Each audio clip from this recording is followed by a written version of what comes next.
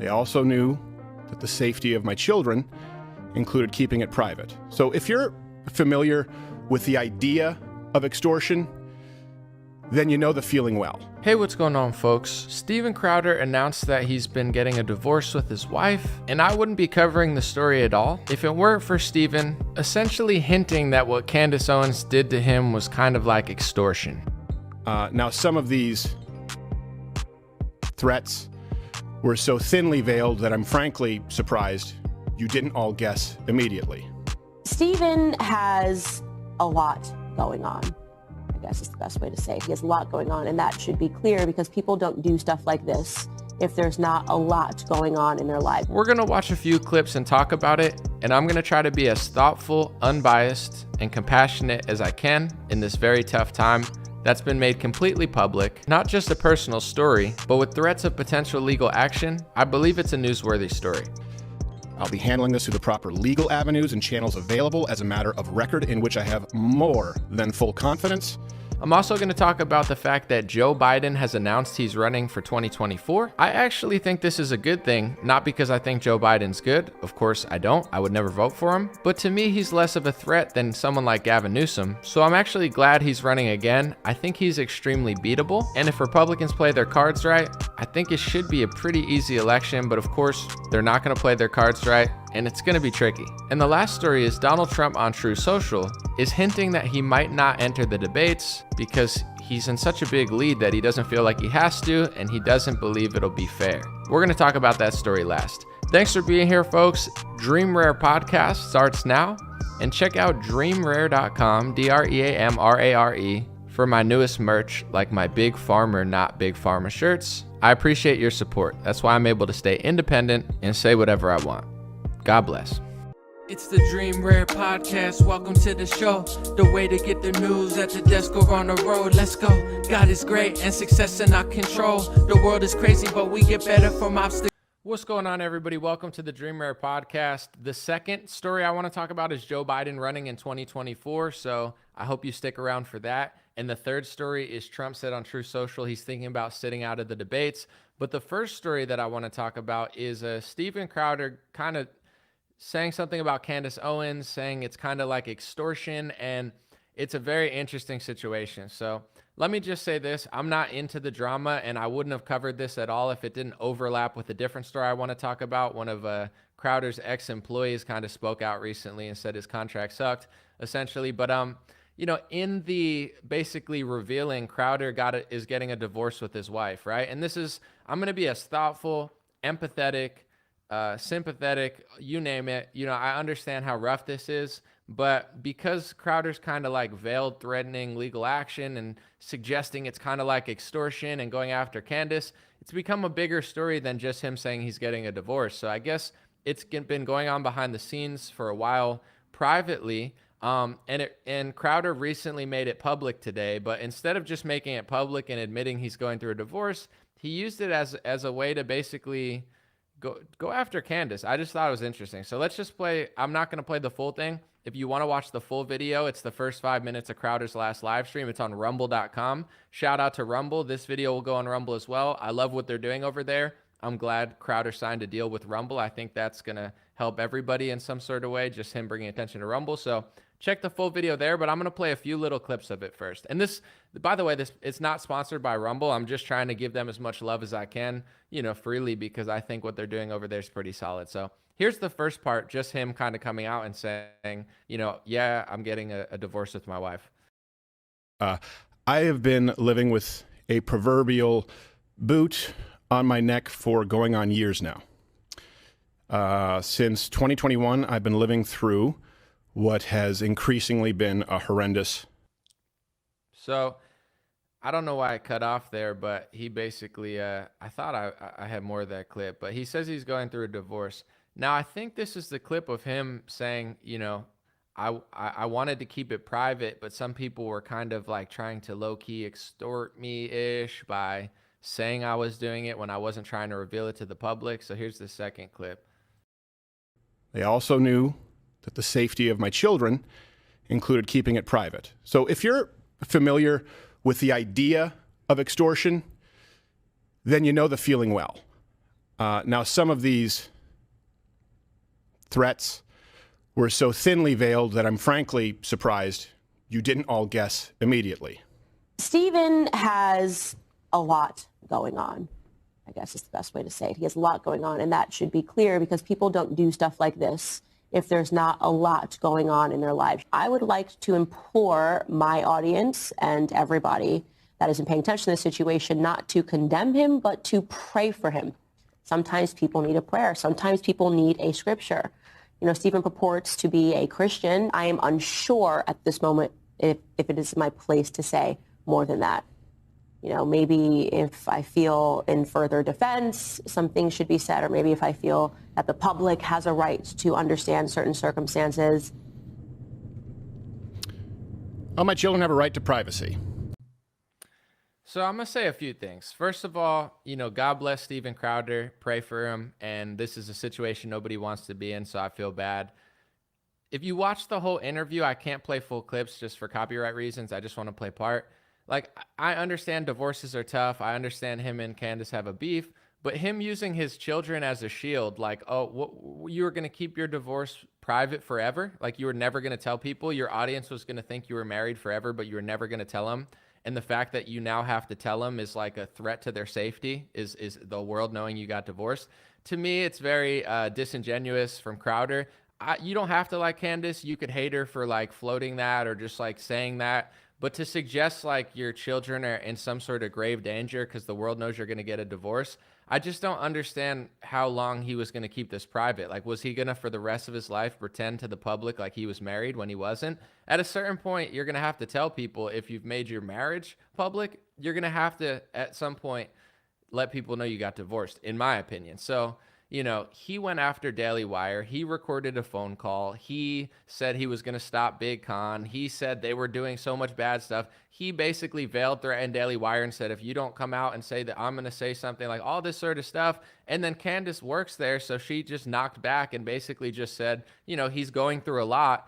And now Crowder's trying to play the victim like that was kind of like extortion and it's so bad for his kids and how dare Candace. Like, I don't understand how him admitting he got divorced instead of hiding it, how is that like, it's all good to not like Candace if that's the way Crowder wants to go, but I don't see that as Candace extorting him in any means. I just see that as her being like, he's going through a lot, pray for the guy, he's acting weird.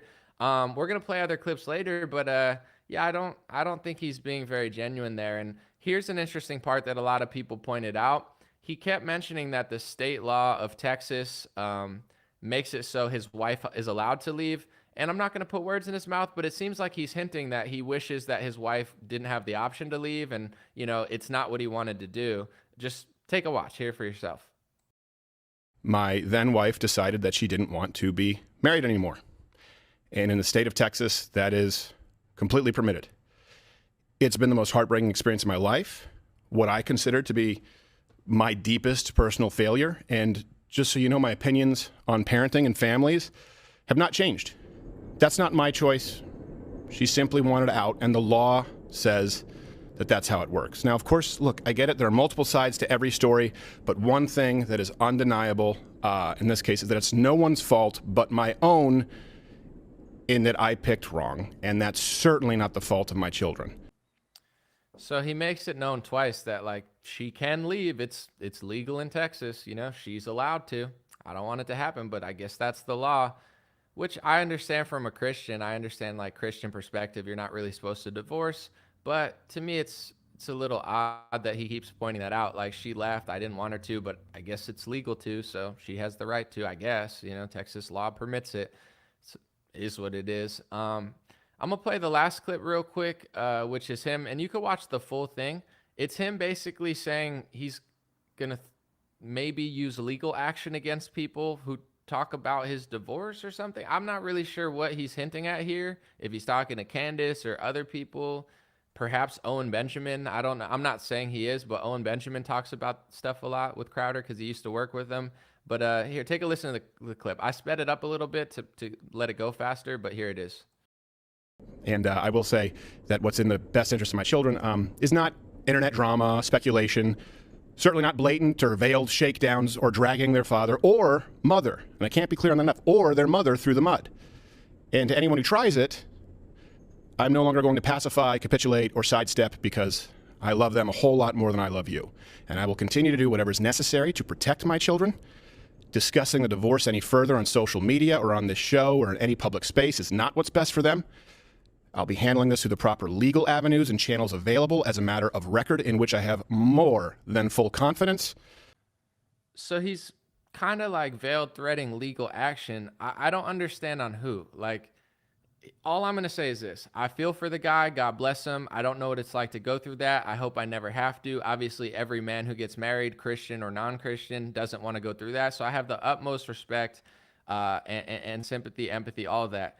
But you're a public figure, and for I guess years, or I don't know how long it's been going on, you've been hiding the fact that you're going through a divorce or you went through one. That's fine. That's your right to hide that. But you made your marriage pretty public. Everybody knew you were married. So my question is, how, like, did he just forever want to just pretend like it never happened? And he thinks it's sort of like extortion for someone to say something about it. And now that it's out there, it's like if anyone talks about it or makes a joke about it or says anything, it's for your kids' safety and you're going to sue them. I don't know. I'm just not really buying it. I think like, God bless his kids. Obviously, like, they need safety, security, all that. But as far as making your divorce public, I just don't understand how that, like, it's basically, in my view, him just using his kids as a shield to be like, oh yeah, don't talk about it. It's like, okay, how is that? I'm not really buying it, but God bless the guy. And in my view, he started a big beef with Daily Wire, which is fine. But it's like, if you start something like that, you can't cry the victim when somebody says something. Like, basically, and I've heard from people that he records a lot of people's phone calls, not just Jeremy Boring, but in general. And we're going to listen to his former employee, Dave Landau, on the Michael Malice podcast in a second, because he has some interesting things about the contract. But in general, it's like, if you're going to record your friend's phone calls, basically like play it as a gotcha moment on YouTube to be like, I caught him saying the word wage slave. And we're going to hear from Crowder's former employees. It's weird that he does that. Basically accuse them of having their people in crazy contracts. In my view, I've criticized Daily Wire and Ben Shapiro more than most. People think I hate Ben Shapiro and I hate Daily Wire because I speak my mind. But I actually thought Crowder was being very disingenuous in the Stop Big Con thing. And I read the contract and I read what he was saying. And I felt like he was being really not honest, in my opinion. So I just think it's wild that he started a fight. He recorded people he used to be friends with. He's basically throwing them under the bus and saying that they're working for big tech and he's the real deal, And then it's like Candace basically says he's going through a lot. Pray for the guy. And then he's like, wow, how dare you? I mean, for my kid's safety, how dare you talk about my divorce? It's like, bro, you're bashing people that you used to be friends with and that you've worked with. What do you want them just to sit there and be like, yeah, Crowder's amazing and we're so terrible? It's like, no, they're going to say their side of the story. And she never made it public. And to be honest, as somebody who pays attention, I had no idea she was talking about the fact that he was going through a divorce or got divorced. I didn't know. Most people didn't know. No one knew. But once again, it's like, how long are you going to hide this? What, are you going to pretend like you're married for 20 years? And the second that someone figures it out, you're going to say that they're extorting you and that you're looking into legal stuff. It's just very fake, but it is what it is. I wanted to play this last week because I thought it was interesting, but Crowder's former co-host that a lot of people seem to like, Dave Landau, a comedian, he's left. I believe he took a show with Blaze where Crowder left. And he came out about some of the contracts because I know Crowder was bashing the Daily Wire contracts. Apparently, he's got some interesting stuff in the ones he was offering his comedian, who doesn't seem to be really thrilled with their time together, who, everyone really seemed to like him as a co-host, and now he's gone. Let's take a few clips. Here's from the Michael Malice podcast. The thing that I'm seeing is company will enforce a strict 5-minute tardy policy. Contractor agrees that if he arrives to work more than 5 minutes late, he's in breach of Section 1, must leave company premises, and will not be compensated for the day the breach occurred. Contractor's breach of Section, and you can't seek reimbursement for the days the breach occurred. So I don't think they even have this at McDonald's, to be honest. Like, if you're 5 minutes late, like, pack your crap and go home. How would that even be addressed on the air? Like, where's Dave? Oh, Dave was 5 minutes late? Yeah, they go, how can you prove that? Well, our watches are different. Yeah, it's this is when I had to now start dumping money into entertainment lawyers. So a lot of the money that I even made on tour by. See, what I find interesting is I read the whole Daily Wire contract and I understand like the negative parts of it. I've been offered, I'm 100% independent. I manage myself. I'm in talks with certain people now. I am my entertainment lawyer. I know very well about contracts and I understand that people can sidestep either people. All I'm going to say is this: in Crowder's contract, he was able to not only negotiate for better terms, but he was able to, in the contract he was complaining about from Daily Wire, able to basically backlog a bunch of content. He didn't even really have to be there, and he could have taken long breaks as long as he did the content. With the contract that allegedly, according to this video, he offered his co-host Dave Landau, he was docking his pay if he was 5 minutes late. That's something that's pretty wild that not even Daily Wire was going to do to Crowder. So this was the whole point I was making, because I've heard that, you know, he's not good to work with, that a lot of people, there's a huge turnover rate there, that like he's, you know, it could be a nightmare for some of the people. I'm not trying to start rumors, but like I knew right away, everyone's like, oh, he's such a hero. It's like, let's see the contracts he gives his employees if he's such a hero. Because to me, I don't think the Daily Wire contract was great per se, but the fact that he came out and didn't reveal everything and kind of just like hid certain things and misled people about it, I knew he was a phony. But anyway, you know, with that 5 minutes late policy, it would be fine if that was just like a day job. But as you could see, it's like the problem with Dave is he was saying they wanted me to be a 9 to 5 employee, but also a 24-hour employee. And, you know, it doesn't work. I can't be up till 1 a.m. doing this or up at 5 a.m., but then you're going to dock my pay if I'm 5 minutes late. Like, you can't have both of those worlds if you want me to stay there. So let's watch these clips real quick. They wanted me there at 7 o'clock or 7:15 or AM. 5:15. Yeah. 5:15? Yeah, it would depend on what they wanted to do that day. And I couldn't figure out, like, I couldn't get into a rhythm of it.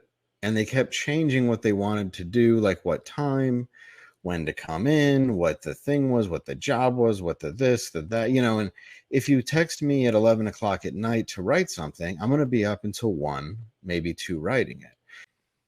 So I guess like with the new contract, they didn't want Dave to be late because he slept sometimes or something. I listened to that podcast, but he was saying it's like if you're going to have me up writing and up early, it's like I can't be a 9 to 5 employee and an around the clock employee at the same time. You got to give me a little leeway if I'm going to be doing all this stuff.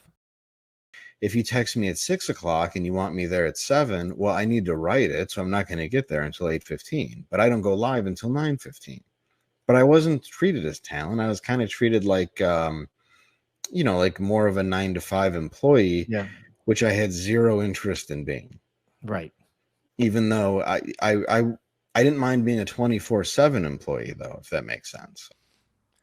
I just find it right because Crowder secretly recorded, and by the way, I'm not a big fan of Jeremy Boring, Daily Wire. I criticize Ben Shapiro probably too much for some people. They think I hate the guy. So I'm in no way, shape, or form someone that just shills for Daily Wire. In fact, I probably criticize them more than anybody has that's going to cry about my take. But the truth is, it's like you privately record Jeremy Boring and you're like, look, I got him saying wage slave, but you have a contract allegedly that you're giving to Dave Landau, your co-host, that's going to dock his pay if he's 5 minutes late, and you're having him work around the clock, yet you also want to treat him like a wage slave. You know, this is the ultimate hypocrisy. The same thing with the divorce. It's like, dude, I feel for you. It's a tough time. I know it's hard to go through and even to make public, but you can't even make a public statement about a divorce without trying to bring Candace Owens into it and blame her because you started a fight with her news corporation. She said one thing. Now you're crying that it sounds like extortion and you're going to talk about it's for your kid's safety that no one knows you got divorced. What are you going to lie about it or mislead people about it for 30 years? Like, I don't know. He's such a phony to me. So I never, when everyone was like, oh, he's such a hero, like he's so independent. He's worked with corporations for how long now? You know, and he's breaking away, like recording phone calls, acting like he's Paul Revere. I never bought it, but it's interesting that his beloved co-host isn't there anymore, is going to work with Blaze TV with, I think, a quarter black Jarrett, the other guy who used to work with him. And he's coming out and being like, dude, they weren't treating me that great. Their contracts weren't that great. And all the stuff that he was accusing Daily Wire of, you know, there were some terms in his contracts that were even crazier and more wage slavey than Daily Wire. So it's like, you know, I'm just going to play a few more clips. I don't Yes. mind, always pitching the show. I had, ads made every day. I always was pumping it. I always talked about it. I always said good things. I met every fan that went to every show. I didn't mind being a 24/7 employee, but you want me to be there 9 to 5, and then you also want me to be there at 9 p.m. when you need me, and then you want me to be there at 6 a.m. when you need me. It's like, that's not what I'm there for. Right. I'm there to be your sidekick, which is fine. I mean, I'm going to play a few more clips, but, he kind of played earlier this January like, oh man, they're such a bad company to work for. I'm going to help so many people. Signing to Rumble was a great move. I'm glad he did that. I think that's good. But, just listen to a lot of his co-hosts, the ones that aren't under NDAs and can speak about it. I don't think he was as big of a thrill to work for as he likes to play himself off as. And then I'm there to write the things you want me to write, and it's cool, it's fine. But it was always, for somebody who always uses the term moving the goalpost, that's all it became. So we began touring together, and yes, it was very good money, and I paid Matt very well. All right, I'm gonna play one more clip, and then we're gonna move on to the next story after I talk about it. But it always became something where nothing feels good, even if you're making money, if you're being treated like you don't deserve it. Oh yeah, for sure. So the whole time it felt like this is everything that I have and it's being given to you. So even the whole tour, you just feel kind of like shit. And it doesn't really matter. You've just you're like, I'd rather just go back to clubs. I don't care. And we go on break in July. So that's Dave's former co-host. He sounded like he was miserable on tour with Crowder, that he alleged that he kind of held it over his head, wanted him to be a 9 to 5 type employee, yet was asking him to work around the clock. And according to that podcast and what they showed, he had in the contract that if he was 5 minutes late, they dock the pay from him. So for someone that claims to be such a freedom fighter for his, I think he's offering contracts that are suspect also. But I knew that the whole time. I never fell for that shtick. And all the people that get mad at me, what I say will age well if it's true. I'm not a foreigner to contracts, and I'm not going to fall for like the Robin Hood story if it doesn't match reality. But God bless the guy. I hope he figures it out. And Personally, I don't think Candace Owens extorted him in any way. He started drama. He recorded Friends. He bashed their entire network. He showed part of the contract, misleading part of the contract, crying about certain things. And then Jeremy Boring showed the entire contract. And, now it's like, what do you want Daily Wire to sit there and be like, oh, you're so amazing? No, of course, if you bash at them and record their phone calls and try to make them look bad, they're going to defend themselves. And when they defend themselves, I don't think it's extortion. And I don't think, how long are you going to keep a divorce private? I don't understand where he's coming from, but God bless the guy and hope he has a lot of success at Rumble. It's all love. Next story I want to talk about is I don't know if I should talk about Trump avoiding the debates or not wanting to debate, or the Joe Biden in 2024. What do you guys think? I'm going to ask. This is a rare interactive show, so I'm going to give you guys 10, 15 seconds, and whatever gets the most comments, I'm going to do. Should I talk about Trump not debating or Joe Biden running in 2024? Let's see. Dun, dun, dun, dun, dun, dun, dun, dun. Dum, dum, dum, dum, dum. Come on, Jack, Jack, Jack. That's my Joe Biden like remix. He's like, come on, Jack, Jack. All right, Trump, Biden, Trump, neither, Biden. I'm going to start with the Trump one because there were more of those. All right, I don't want to waste too many people's time because it's boring. So this is a Trump Truth Social. I'm going to read it in my Trump voice because you just got to, or else it doesn't make sense. Trump said on Truth Social, I see that everybody is talking about the Republican debates, but nobody got my approval or the approval of the Trump campaign before announcing them. When you're leading by seemingly insurmountable numbers and you have hostile networks with angry Trump and MAGA-hating anchors asking the questions, why subject yourself to being libeled and abused? Also, the second debate is being held at the Reagan Library, the chairman of which is amazingly Fred Ryan, the publisher of the Washington Post. No. So So I guess, Trump's basically suggesting that he doesn't want to debate in the first debate because he thinks it's going to be biased, and also, or the second debate, I guess he doesn't want to go to any of them. But part of his reasoning is that he's leading by insurmountable numbers and he doesn't trust the networks. I'm going to start with this. The first part of this sentence is Trump tweeted or truth session. I see everyone is talking about the Republican debates, but nobody got my approval or the approval of the Trump campaign. Listen, I understand Trump is the former president. I understand he's the front runner. I understand he's the most popular candidate. But the ego and narcissism to say, oh, you're going to host a Republican primary? Why didn't you ask me? Like, dude, he's so cringe. I'm sorry. It's so cringe. Like, what did you think? Like, they weren't going to have a Republican debate? They always have Republican primaries. But they're not going to have it because they didn't ask you. They got to ask you in order to host what they've hosted for the last 100 years. Like, he's such a narcissist. It's wild. Also, he says he's leading by insurmountable numbers, where it's like, is he afraid to debate, or, does he think it's going to be so biased? The first one is hosted by Fox and Rumble. It's like being going to be live streamed on Rumble. If Trump shows up to the debate, he's going to help Rumble, which is an alternate platform that definitely needs help. I understand some of the hosts might be slightly biased, etc. But, as I understand, Fox is not perfect, but Fox and a Rumble RNC collaboration, I don't think it's going to be as bad as a MSNBC or a CNN one. This is my personal take before I move on to the next story. 2016 Donald Trump in the Republican primaries was epic. I mean, Donald Trump was the rawest. Donald Trump was the realest. Donald Trump won everybody's hearts in the RNC because Donald Trump was just the best. It wasn't even really debatable. It's like he was the funniest. He was saying real stuff. He was an outsider. He could call out donors and stuff that he ended up doing himself. But when he wasn't in office, he was like, I'll never do this, and I'm the outsider. Now he did like 90% of the things he said he'd never do, but people like him so much they haven't picked up on that. That's fine. But let's be honest, 2016 Trump shredded the competition. Here's my personal view, and I would love to be proven wrong, and this is my opinion as a voter.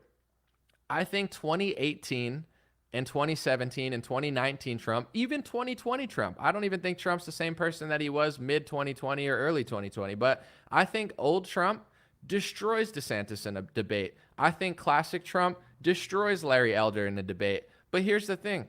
Trump is a shell of who he once was. He's not who he was in 2016. He's not who he was in 2018. He's not even who he was in March 2020. Trump's not the same guy. He doesn't have the same energy. He's not on the cusp of every social issue. He just cries about people he hired on True Social and tweets in like weird punctuation that doesn't make sense. He talks like Cher now, like he's kind of having a breakdown, like everything's spelled wrong, the punctuation's out of place. All I'm saying is I used to love his tweets, but I really don't think he could beat Larry Elder in a debate. I don't even think Larry Elder's, he's a legend, but 2018 Trump mops DeSantis and mops Larry Elder. 2023 Trump, 2024 Trump, I think gets embarrassed by Larry Elder and DeSantis, so I think he's using this as an excuse because he doesn't want to be challenged or questioned. Who has challenged Trump from an honest perspective in the last 2 years? One person. And I'm not saying this just because the first story is about her. Candace Owens. Candace Owens asked him why he didn't pardon Julian Assange, and Candace Owens challenged his vaccine stance a very little bit, and Trump broke down, and he cried about it, and he doesn't like her that much anymore, allegedly, and, it's like he doesn't want to be challenged. He doesn't want to be questioned. Trump wants everybody to roll out a golden carpet. He doesn't even want to debate anymore. He was the best at the primary debates, and now he doesn't even want to debate because he has such a huge lead. He's afraid of Larry Elder. He's afraid of DeSantis, and 2018 destroys them in a debate. 2024 Trump gets exposed by them, so he's just going to run away, lobby all your favorite politicians, lobby all the influencers, and make sure that nobody challenges him, because telling the truth to Trump is disloyalty. If Trump says the vaccine saved 100 million lives and it's a great human achievement, you just have to act stupid with your jaw down so you could eat a steak at Mar-a-Lago. If you dare tell him the truth, which is he's lying through his teeth and he's more along the lines of Bill Gates than he is a populist like Ron Paul, Trump will excommunicate you from the Mar-a-Lago social group, so nobody wants to talk about it. Everybody knows he's lying about it, but everybody just has to shut their mouth. So, that's the game he's playing. He's not trying to be the best anymore. He's just trying to make people think he's the best without being challenged. This is my personal take. There's a 0% chance I'm voting for Trump in the primary if he skips the debates. If he goes, the whole thing I'm waiting for, besides the next year to unveil to see what DeSantis and Trump really do, I want to see the debate. I could tell if Larry Elder, Donald Trump, and Ron DeSantis stand on a stage together, even if the announcer's slightly biased to some extent, I don't think they will be for the first debate, but even if they are, he can still rise above. You can still interrupt somebody and get your point across. So, I will still vote for Trump if he could prove to me he's the best. If he skips the debate like a coward because he has a surmountable lead and he doesn't want to be challenged by Larry Elder or DeSantis, I'll easily vote for Larry Elder or DeSantis over Trump if Trump skips the debate. If Trump shows up to the debate and mops the floor with them and makes them look like dummies, then I'll vote for Trump over DeSantis or Elder. But my vote is not being lobbied. My vote is not being endorsed. I can't be bought. I can't be controlled by social circles. It would take a lot more than a Trump Mar-a-Lago steak in a social circle with Kimberly Guilfoyle to, make me shut up and get me to turn into another right-wing NPC just slobbering over being another politician. So I want DeSantis, Larry Elder, Trump, and all the rest to earn my vote. Earn it. My vote's not guaranteed. Trump didn't earn my vote. DeSantis hasn't earned my vote. And Larry Elder hasn't earned my vote. You get what I'm saying? Earn it. Work for it. Show me you're better. Show me that you have what it takes. In my opinion, Trump's not dodging this because he's so afraid of who's the moderator. I think he's dodging this because he has a huge lead, like he says, and he knows he could probably dodge it, and that's a better option. I don't think Trump can handle scrutiny. He gets booed at his own rallies when he talks about vaccines, but then he just switches the subject and he's like, well, I don't think he's the same person he was in 2018. I don't think he's as interesting or honest or raw or real. And I think he just doesn't want to be challenged or on a stage with other people, because I think at this point, if he continues with the same shtick that he's been going with for 3 years, he's going to get exposed on that stage and he's going to get embarrassed by Elder or DeSantis.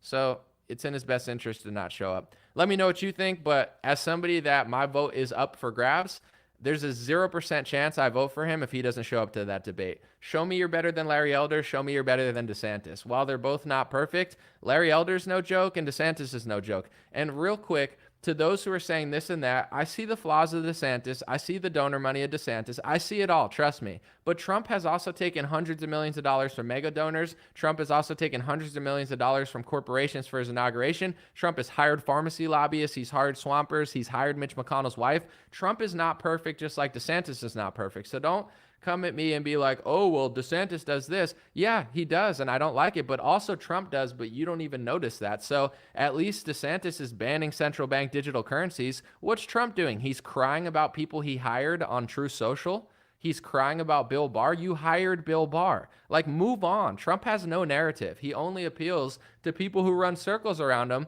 I have a Trump can opener. I have Trump ice cubes. I voted for Trump in 2020 and I wrote a song, I Like Trump, in 2018 because I was inspired by Trump. I thought he was like no nonsense, and I'm like, I like it. I don't give an F, just like Trump. I like the guy and I voted for him. I don't like him anymore. Even his rhetoric doesn't even appeal to me. So how the hell is he going to win an election of independents and people that are like, I don't understand it, but I don't think his base really wants to think like that. But that's fine. I'm not voting for him if he doesn't show up to the debate stage. I want to see him get challenged. And, while DeSantis seems like he's trying to work to gain my vote, banning central bank digital currencies, that's a power move, not crying on True Social. I'm tired of the cries. I'm tired of the DeSantis owes my loyalty because I endorsed him one time. I don't know who that appeals to. Clearly, a lot of people. It's not me. Show me that you're the best. Because honestly, Larry Elder's no joke either. A lot of people like Larry Elder. A lot of boomers like Larry Elder. He's been in the conservative media for a long time. Elder is not a joke, and DeSantis is not a joke. You don't have to like him. You don't have to trust him. But DeSantis and Larry Elder are not Jeb Bush and Ted Cruz. They're leagues above. Trump mopped the floor with Jeb Bush. Trump mopped the floor with Ted Cruz. Trump mopped the floor with Rand Paul. It was a significant accomplishment. 2018, Trump mops the floor with DeSantis and Elder. He's just not the same person he was, and I'm not voting for him if he doesn't debate and challenge himself. Show me you're the best candidate, because when DeSantis is banning central bank digital currencies, You got to stop crying about people you hired. How many True Socials are you going to put out about Bill Barr? He's done it like 40 times. Bill Barr, oh, Bill Barr. You hired him, dude. Just take the L. Say, I hired Bill Barr. I made a mistake. I'm moving forward and I'm going to hire someone better. That would make me vote for Trump. Like, yo, I hired Bill Barr. I shouldn't have. Next time I'm going to hire this person and it's somebody that I trust more. And I'm like, oh, that makes sense. The guy's a clown now. He's a shell of who he once was. It's embarrassing, and I don't think he's gaining anybody. I think he's losing a general election or cutting it real close because his shtick is so goofy that even two-time Trump voters are like, dude, we get it. Bill Barr is not who you thought he was. That's fine. Everybody makes mistakes. We're not holding it against you. It's a tough world. I don't think it's like what he did was so terrible. It's just show me that you learned a lesson. Stop crying about things you did and playing the victim and brainwashing your base into thinking they're the eternal victim. And I know people don't want to hear this, but when it comes to the 2020 election, the CARES Act and the fact that Republicans and Democrats didn't want to show up to work to vote on it, which Thomas Massie warned them about, that paved the way for the mass mail-in ballot election. So if you think the mass mail-in ballot election made the election janky, I agree with you, but guess what? Trump is not a victim and Republicans are not a victim. Every bill they signed from the CARES Act on gave Democrats the funding to shut down their state longer. The fact that they didn't want to show up to work to vote on the most expensive socialist communist bill in modern history that passed bipartisan shows that they paved the way for people to stay at home. So, this idea that he's this massive victim of everything he does, it's not true. This is why Republicans are like Tom and Jerry. They're like banging their head on a wall, crying about stuff. It's like this Kerry Lake, Donald Trump brainwash echo chamber they have everyone in. It doesn't appeal to me. Yes, I think that there's malevolence in the elections, but I don't think Republicans are innocent. I think they cry victim. I think Trump is friends with Gavin Newsom. He shook hands with him when Gavin Newsom was shutting down the state, and then Donald Trump cries like a baby when the election doesn't go his way. Well, why were you getting along with authoritarian Gavin Newsom? When Gavin Newsom was being an authoritarian, Donald Trump was saying he was doing a great job with California. Look it up. That's why Donald Trump won't even criticize Gavin Newsom now. He's like, he does a bad job, but I can't hit him because he's nice to me. Like, that's your victim? I don't buy it. I think the Republicans are basically just controlled op. It's like they're in on nine of the 10 things, and then they're like, Patriots, Moderna vaccines are cool, follow me to the Capitol. And people are like, oh my God, Donald Trump's going to arrest all the pedophiles. And then they show up to the Capitol and it's a Fed trap, and people still don't learn. They're like, oh no, did the pedophiles get arrested? And it's like, no, you got arrested. You followed the vaccine salesman to a Fed trap and you got arrested. Nancy Pelosi didn't get arrested. You got arrested. Hillary Clinton didn't get arrested. You got arrested. Chrissy Teigen didn't get arrested. You got arrested because you followed a Moderna salesman to a trap because you thought he was going to do something to Mike Pence because he told you so on Twitter. Like, I'm sorry. Snap out of it. I'm not saying that the election was 100% amazing. I'm just saying that everything that Republicans and Trump cry victim about, they were in on. The mass mail-in ballot scheme could not have been done without the executive emergency declared by the HHS secretary, who Donald Trump put a pharmacy lobbyist and a pharmacy executive there after he took $1 million from Pfizer. Trump's not a victim to Big Pharma. He's in on the corruption on every level. Operation Warp Speed was a socialist scam. The CARES Act was one of the most socialist communist bills ever. It not only paved the way for mass mail-in ballots because they were funding Democrats until the election, but also it set the precedent that you don't need to show up somewhere, that the country's so dangerous that you should do it from home. If Congress can't even come in to vote on the CARES Act, which Thomas Massie was trying to say, then what does that say for the rest of the country? Why should everyone else go to an election when Congress can't even go to vote on the biggest spending bill ever? So, if people want to play the victim and run circles around, there's a lot of other channels to follow. But if you want to take accountability and realize that Republicans aren't the victim and the reason nothing changes is because they're in out of 9 of 10 things that they're claiming they're not, then this is the channel for you. The last story is Joe Biden 2024.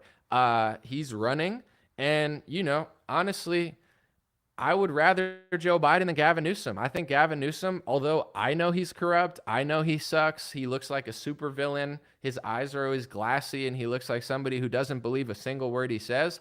I think that Gavin Newsom is way sneakier and more strategic than Joe Biden is. I think Joe Biden's a clown. I think everybody knows he's a clown. I think Joe Biden is too old. I think everybody knows he's too old. So in my opinion, since I don't want Joe Biden to win, I'm glad he's running. Honestly, I was kind of nervous that they were going to replace him with Gavin Newsom. I know people on my channel don't like Gavin Newsom. A lot of people in California know about Gavin Newsom, but I watch strategy and I see he's really good at like playing the, oh, why aren't you allowing abortion? And, he's making his ways into the youth and really like tricking them. He's good at it. I'm not going to lie. Even though he's sneaky and I don't believe Gavin Newsom, the way he's sneaky, like he passes a bill for athletes. He's very good at playing the game, and he's younger. And I think psychologically, if Gavin Newsom ran, they could play this game of like, oh, the country's so bad, but that's because of Joe Biden. But Gavin Newsom's going to shift it. It's good to have Joe Biden there to run again, because now it's like he was the president for the last 4 years. He didn't do a good job. He printed too much money on top of the money that both parties printed. His policies suck. His energy policy sucks. Everybody feels the inflation. Every single American feels it. Even though Republicans are partially to blame, they could just blame Joe Biden and most people will believe it. So strategically, I think it's good that Biden's running, because if they were able to be like, oh, no, we fixed our problem. You know what I'm saying? It's not like, it's just like during COVID, even though maybe not everyone knew, but I feel like they were like, well, everything's so bad, but if Joe Biden gets in, we'll solve COVID. That was never going to happen. They just tricked people into thinking things are weird, and if we replace the guy there, then things will get better. It wasn't true. Now people know that, but that's the psychological effect of basically using even a crisis. The George Floyd riots, that really paved the way for a lot of stuff too. It's like, whoa, look how racist the country is. And then everybody got psyoped into not really realizing they're being locked in your house. They're like, I need to talk about George Floyd for 3 months. I'm like, you're going to do that while you're locked in your house and being forced masked? Yeah, that's not the big scandal. The other one is. But anyway, I don't like Joe Biden. There's a 0% chance I'm going to vote for Joe Biden. I hope RFK gives him a run for his money, but he probably won't. The Democrats announced that they're not going to do debates. And while I wish they did, obviously, here's what I'll say.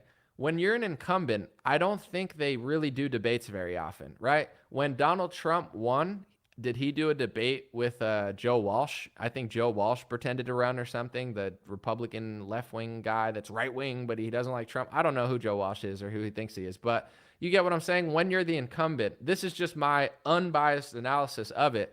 When Trump won, he wasn't doing Republican debates, but the Democrats were doing Democrat primaries because the Democrats were coming into office. So although I wish RFK was going on the stage and I wish he was debating, I don't think it's that unusual for the incumbent to not debate. I don't remember Trump debating the random Republicans the second time. He did the first time because he was trying to get into office. So I'm not shocked they shut down those debates, but I pray that RFK beats Biden. That would be better for everyone. I think RFK is way more authentic. And on the right wing, Republican primaries always happen when someone's not the incumbent. So, when Trump is the nominee and he's running the second time, he doesn't have to debate Joe Walsh, who's going to get 0% of the vote. But when you're not the incumbent anymore and you're basically coming in as the primary, he's got to show up that debate. So let me know what you think. I'm going to read a few comments and I'll basically say this. For 2024, people might not agree with this and we'll see, but I really think that DeSantis would beat Joe Biden pretty easily. I know a lot of people that are younger that like DeSantis. I know people that are moderate that like DeSantis. People like Joe Rogan like DeSantis. People like Elon Musk like DeSantis. There's a huge tech community. He's banning central bank digital currencies. Whether Trump wants to give him credit or not, he did a lot of environmental stuff. I know Bernie bros from Florida that actually like DeSantis because he cleaned up some environmental stuff that hadn't been cleaned up in a while. So I think that DeSantis would win the main election very easily. I think Trump, it's like a 50-50 coin flip. I think Biden could win it very easily. Trump could win it very easily. That's my perspective. The polls will change and show different results. But, I think that the Trump world doesn't care what anyone thinks. And sometimes that's a beautiful thing. When it's authenticity. I don't care what anyone thinks. I don't care what they think. I'm going to be myself, and that's who I am. I like that in some people. I like the fact that people are unapologetically themselves. But when it comes to an election, like, I'm a Trump voter who made a Trump song who has Trump merch, and I don't even like Donald Trump anymore. So you could write that off as like, oh, no, I hate anomaly, whatever. But like, that's not a good sign. You know what I'm saying? It's not a good sign that somebody that I like, that I supported hundreds of times, that I've been to events for, it's not a good sign that I don't like them. If I don't like them, what do you think moderates and independents and people who are swing voters or non-political people think? Like, Trump has maxed out who likes him. He could probably get more votes this time or whatever from some people, but for the most part, I think that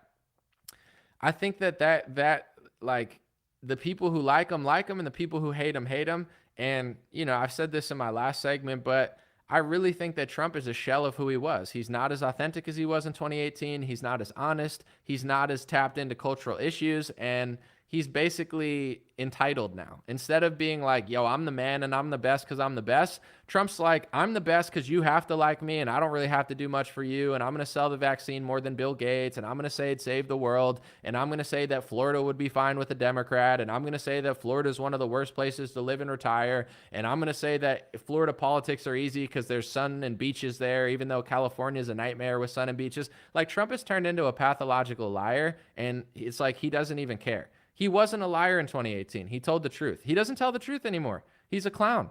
It's a clown move to say that the reason Florida's fine is because of beaches and sun. It's not true. I live in California. It's not true. Democrats run this state. Sun and the beaches don't make it conservative, and the sun and the beaches don't make it a good state to live. It's just not true.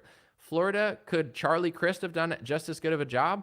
I don't think so. Honestly, I find Trump to be quite the clown. It's like, you move from New York City to Florida because New York City's trying to arrest you, and then you get to Florida and say you wouldn't mind if a Democrat ran it. And then if a Democrat ran Florida, they'd probably be trying to arrest Trump too. And then Trump would be crying the victim and selling Trump merch. Oh, I'm a victim. The Democrats are trying to arrest me. Well, if they're trying to arrest you, why are you moving to a Republican state that's moving further and further Republican and saying that Charlie Crist would have done a good job? Trump has a terrible judgment of character. He surrounds himself by a bunch of snakes and opportunists, and it's because Trump doesn't want people to tell him the truth. He wants yes men. He'd rather have a snake who doesn't like him at all near him that tells him what he wants to hear than somebody who says, Trump, you have a little something here. You know, Thomas Massey is a person that Trump should be loyal to, but Trump doesn't like him because Thomas Massey told him the truth. So he'll be surrounded by a bunch of, you know, lames that just tell him what he wants to hear. I'm not interested in it. I think he loses to Biden or it comes close. And honestly, as important as it is to make the election fair, you have to do it and also gain votes. Like, if you want to make the election as fair as possible, stop talking about it, do something. If you can't do it, then stop talking about it. What's the point of talking about something and doing nothing? This is why, even though DeSantis, I don't fully trust him, he does stuff and doesn't talk about it that much. Like, they're like, why hasn't DeSantis talked about Tucker Carlson? That shows a lot. Here's the thing. I don't care what DeSantis thinks. I mean, yeah, he could come out and virtue signal and be like, Tucker, but he's not a news analyst. He's the governor of Florida. Yeah, he's doing other stuff overseas. But my point is this. It's like, who cares if DeSantis waits 2 weeks to hear the full story on Tucker Carlson and then he makes a point about it? I'm sure he likes Tucker Carlson, but it's like, people would rather someone just react quickly than actually govern and stuff. It's like, you know, so with Trump, I feel like all he does is talk about the election. It's an issue that most people don't care about outside of Trump world. But if you're going to talk about it all the time and do nothing, what's the point? So I find Trump, he's a big talker. He's a big showman. He runs his base in circles, but then he doesn't actually do anything. So I don't think he's going to gain a lot of votes. And when I say this sort of stuff, people act like they don't have to gain votes. Like, they're like, oh, who cares? It's like, well, clearly the people that would lick the dirt off his shoe don't care, but you're supposed to win over. There's 100 million people in this country that really don't even have a political stance, and they're going to be swayed by this or this. So, you know, I watch certain ads and I don't even like them. And if I don't like them, what do you think other people think? Like, I saw an ad on Alex Bruschowitz's Twitter account. It's like this guy who works with Trump. It was an ad, and it basically was saying that DeSantis is unloyal because Trump endorsed him, and DeSantis is unloyal because he should have stuck by Trump's side. Like, that ad is so stupid to me. I mean, some people might buy that and think it's cool, but show me that you're a better candidate than Trump. That ad to me says, DeSantis wouldn't bow down and kiss the ring. DeSantis wouldn't lick my shoes. How dare DeSantis do his own thing? It's like, Bro, you're not a good leader anymore. DeSantis went from here to here because you started falling off. You ran around Newsmax and Fox News and said, my vaccine's so great, when DeSantis was doing opposite rhetoric. You fell off. That's why he decided to run. You fell off. You're not that great anymore. You're not that interesting anymore. You're not that honest anymore. And I don't consider you an outsider when you took hundreds of millions of dollars from corporations and mega donors, hired pharmacy lobbyists, and ran around the country for 2 years selling the vaccine harder than Bill Gates. Even Bill Gates admits there's 3 flaws with the vaccine. Trump has never done that because he's a pathological liar for Johnson & Johnson, Pfizer, and Moderna. So it's like, that's your ad to try to win my vote over, is not to correct your flaws and tell me that you're going to hire better people. It's for Trump to sit on True Social crying about people he hired 50 times in a row like a baby with no accountability, and to run ads saying that DeSantis won't just bow down and kiss the ring like a bunch of Republicans will in Florida. Like, who does that appeal to? Somebody. Someone said, I hate him. I don't hate him. This is just the truth. I'm a voter. It's cringe. I get it. People in his loyal world, they want to just live in a fantasy land and believe he's going to do all these things that he didn't do. That's fine, but that's your world. You can win the Republican primary, but you could also lose the national election and then cry victim again and act like it's everyone else's fault. I think DeSantis wins the election easily. Someone said he was lied to. Is it too much to ask for a leader that actually leads and not get lied to? What if Bill Gates told me to chop down a tree and I chopped down a tree and it hit a power cord? And then I said, oh, I got lied to. I didn't mean to knock down that power cord. Bill Gates just told me to chop the tree down and I listened to him. Is that Bill Gates? Like, that's my fault. You know what I'm saying? Trump's a grown man. It's so embarrassing that his biggest supporters are like, he got lied to, he got fooled, he got tricked. Yeah, I know. And he's going to continue to do so because he doesn't like to hear the truth. He likes a lot of yes men around him. That's why he's surrounded by a bunch of snakes. This is my opinion. You know, if you want to win my vote, you have to show me that you're the best candidate. I don't want to hear that another candidate won't kiss the ring. Does Larry Elder owe you his allegiance too? Anybody can run for president. If Larry Elder wants to run, let Larry Elder run. If DeSantis wants to run, let DeSantis run. Nikki Haley can run. Mike Pence can run. They're clowns. They're not going to win, but anyone can run. It's like someone said, bye. You'll be back in a year or 2 years when everything unfolds. I don't know. I mean, I guess people just want to listen to people who agree with them. It's not a big deal. I just don't think you're picking up the amount of votes that it takes. And in a lot of these elections, I think people are so used to playing the victim that they try to act like they don't have to do anything. And what I'm about to say, if you don't leave, it's something you need to hear because it's starting to get really weird. When Trump won the first election in 2016, he won by razor-thin margins. Yeah, he won, and it was like a huge electoral landslide. But in reality, if you look at certain states, he won by like 10,000 votes, 20,000 votes. That's how thin the margins are, even when Trump won in a landslide. So you got to understand, whether it's mass mail-in ballots, whether it's corruption, whether it's just people don't like you, the margins are razor-thin. That's just the truth, even when you win.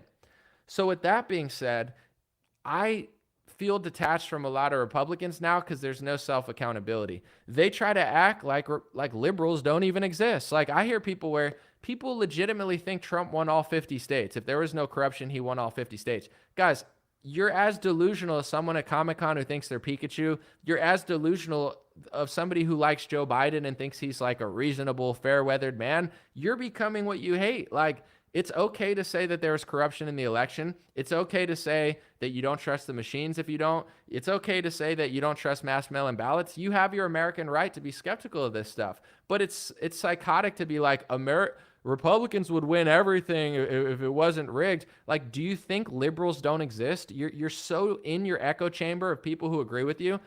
Dude, liberals exist. Someone said unsubbing. Fine. Go follow somebody that tells you that liberals don't exist in America and everybody agrees with you. The truth is, the kids hate you. I mean, a lot of conservative parents, their kids don't even like them. Their kids grow up liberal. Their kids hate you because you're too busy drinking Bud Light, watching Sean Hannity, than raising your own kids. So they grow up and hate you, vote Democrat, and then you sit on True Social and tell yourself with a bunch of other MAGA moms and dads like, there are no liberals. They don't exist. Just look at your own kid that you didn't raise. They don't even like you either. There are tens of millions of liberals. You know, the entertainment industry is liberal. The schools are liberal. The music world's liberal, the children are liberal, and to be honest, there's even liberal and conservative areas. Texas is turning blue, and it's not random. There's blue people in Texas. There are too many people turning liberal. So if you want to win, you have to not only acknowledge the corruption of the election, but you have to acknowledge that hundreds of millions of liberals do exist and hundreds of millions of conservatives exist.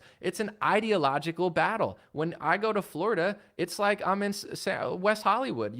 Fort Lauderdale is gayer than San Francisco. It's like there's gay flags everywhere, gay realtors. Oh, it's Florida. It's super gay. It's super liberal. All I'm saying is liberals exist. I don't agree with how they vote, and I don't have to agree with how they live, but I'm just saying they exist. And in order to reach reality, you have to admit that they're real and they exist and that not everyone agrees with you. With that being said, how do you win these people over? Dude, people in MAGA Trump world don't even want to win them over because they don't even think they exist. They're like, we'd win all 50 states if it were for Donald Trump. And it's like, no, you wouldn't. Your own kids hate you. Your own community hates you. Florida's gay. Texas is gay. California is gay. You know what I'm saying? Your kids are turning gay. I'm not trying to be mean. I'm just saying this all really exists, and in order to fix the issue that you see, you have to admit it's real. You can't just live in a Q stream saying that you're seeing different codes while your kid's bashing their head against the wall, watching Hassan Piker. You got to admit that people don't agree with you. How are you ever going to change the perception of how people feel if you don't even admit they're real? This is the average Trump voter now. They just sit on True Social, act like nobody else exists, act like they don't have to gain any votes, act like they don't have to win an election. They're going to cry that it's rigged, but they're not even going to, voting's rigged, but I'm going to vote for Trump. How are you going to vote for Trump if it's rigged? What's the point of even paying attention to politics if you don't believe in it? Yes, there's going to be some malevolence, but at the end of the day, Trump won in 2016. Republicans won all things in 2016. 2018, they won. Ronna Romney McDaniel sucks in my opinion, but Trump and everybody keeps wanting her back, so you keep hiring a Romney to run the RNC. It's not all victim status. You also have to take accountability. If laws are bad in certain states, you got to hone into the states you own, like DeSantis did in Florida, and actually make the elections better. So it's I'm just being honest. I know liberals exist, so I'm trying to make my message appealing. I want people to understand. I've gotten millions of people who've leaned left to understand conservatives. I'm not trying to pat myself on the back, but I've done more than 99.9% of these right-wing influencers to wake people up. I've woken up millions of people to tell them the truth and get them to see it a little bit different. You don't want to do that? You just want to talk on True Social to yourself and act like you're going to win all 50 states? You're not. All these states are turning more liberal. The only one that's not is Florida, because DeSantis is doing a good job governing, and now you're going to pretend like he's not because Trump said so, even though they were all licking his shoes 3 months ago. Whatever you want to tell yourself, but it's getting weird. Even if you want Trump to win, you have to be honest. Some people like him, some people don't. Are you going to try to win the election and gain people's votes, or are you just going to try to be annoying and unlikable and act like everyone else doesn't exist? I'm honest, even though people disagree with me. I understand that Trump is more popular than DeSantis. It's a fact at this point. But DeSantis and him are going to be neck and neck. I think it's going to be a close election. Joe Biden is a clown, but there are tens of millions of people who vote Democrat because they just hate Republicans. That's just the truth. That's how the world works. So are you going to win the election? I think it's not. You can't just go 100% victim mentality. If your entire perception is the election doesn't matter, it's rigged, then stop paying attention, then stop caring, then stop saying that your guy's going to win the election. If you really believe that there's no chance that you could win and it's totally rigged, then stop paying attention. What's the point? Everybody knows that although there's going to be some malevolence in the election, that you could still win. You could still win local seats. You could still win national seats. If you don't believe that, then why even pay attention? The funniest part is the people who get mad at me the most are people who want Trump to be president. How is he going to be president? If you don't believe in the election, how is he going to be president? Why are you even arguing with me about Trump and DeSantis? You shouldn't. It doesn't matter. You know what I'm saying? Because everybody deep down knows that it does matter, or else they wouldn't pay attention. There's anarchists and libertarians and people who don't like both parties who say, anomaly, I'm not voting. I don't care. I'm not voting. It doesn't matter. I respect them more than people who are like, it doesn't matter. It's all rigged, but I'm going to vote for Trump and he's going to win. How? How's he going to win if it's all rigged? Because you know deep down inside, they're probably going to do some funny business. Certain states take too long to count. Certain states give out too many mass mail-in ballots. But on a full scale, even with the manipulation, you know that it's still possible to win the election. Because if people come out in numbers and vote, you can overcome ballot harvesting. You could overcome some of the funny business, right? Everyone knows that. If not, they would just tune out completely, right? Of course. But the people that are the biggest hypocrites are the ones that are like, it just doesn't matter at all. It's going to be rigged. But I want Trump to win, and he needs to win over DeSantis. Why even talk about Trump and DeSantis? If you really believe it's 100% rigged and you have nothing to do, then tune out. Or, or try to figure out a different way to get someone into office. It doesn't matter. Everyone knows it matters to some extent. Yes, there's going to be funny business. Yes, the mass mail-in ballots are a joke. Yes, having no ID is a joke. Yes, letting illegals vote in local elections is a clown show. And yes, Arizona and Pennsylvania have provable flaws. Arizona had the machines not working. Pennsylvania takes 4 days to count. I'm with you. But it's like, look for a solution then. Is there a solution? I think so. I think there is a solution. I'm not a defeatist. But if you don't think there's a solution, then stop paying attention because it doesn't matter. But, there is a way to win. There is a way to get enough votes on the board, but you have to double task. People that are getting mad, it's so great because these are the people that need to hear this at the most. You need to double task. You could talk about the election, but you also have to try to gain votes. I know the people that are getting the most upset are the ones who need to hear this, but people don't have to like you and people don't have to vote for your candidate. So if your idea of like getting people on your side is just to be so annoying, so in your own zone, we're going to win all 50 states, liberals don't exist, the election's rigged, that's why I'm going to talk about the election every day because I believe in it. I'm going to vote for Trump, but it doesn't matter. It's like, you guys are getting so cringe. Like, we're the victims. The Republicans are the victims. I mean, they only printed $6 trillion, did Operation Warp Speed vaccine socialism, and, gave Democrats all the money to shut down their states, and Trump was in on it, but he's a victim. It's like, only you think that. No, nobody else thinks that. But if you want to live in that world, it's fine, but don't, make an effort to reach out to swing voters. Make an effort to actually gain voters. Trump's not making an effort, and his followers aren't making an effort. He's like Tasmanian devil. When Trump was Tasmanian devil on the system, it was great. Let Tasmanian devil, he spins around and just ruins everything. Trump was crushing it. He was ruining this, ruining that, ruining the media, calling out Jeb Bush, like, blah, blah, blah, going wild, and it was great. It's like, destroy those systems. Those are evil systems. I love Trump. But now he's like an aimless Tasmanian devil, and he'll destroy his own supporters, throw them into the wolves, and destroy any chance of us doing anything if he doesn't straighten it out. But if people want to do that, that's fine. It's America. People have the right to do what they want and vote for who they want. I'm just saying double task. I'm not telling you not to talk about the election if you want to, but also try to win votes. The average conversation I have with people that are going to vote for Trump, they think that he won every state. They think he won all 50 states. Like, liberals don't exist. Liberals are everywhere. They're almost taking over Texas. They're taking over Nashville. They're taking over every industry. They're even taking over conservative counties. They're taking over the school boards. Liberals exist. They exist. Yes, I think that they're doing funny business in certain cases when it comes to election laws, but as far as do they exist? They do exist. And in some cases, they're voting.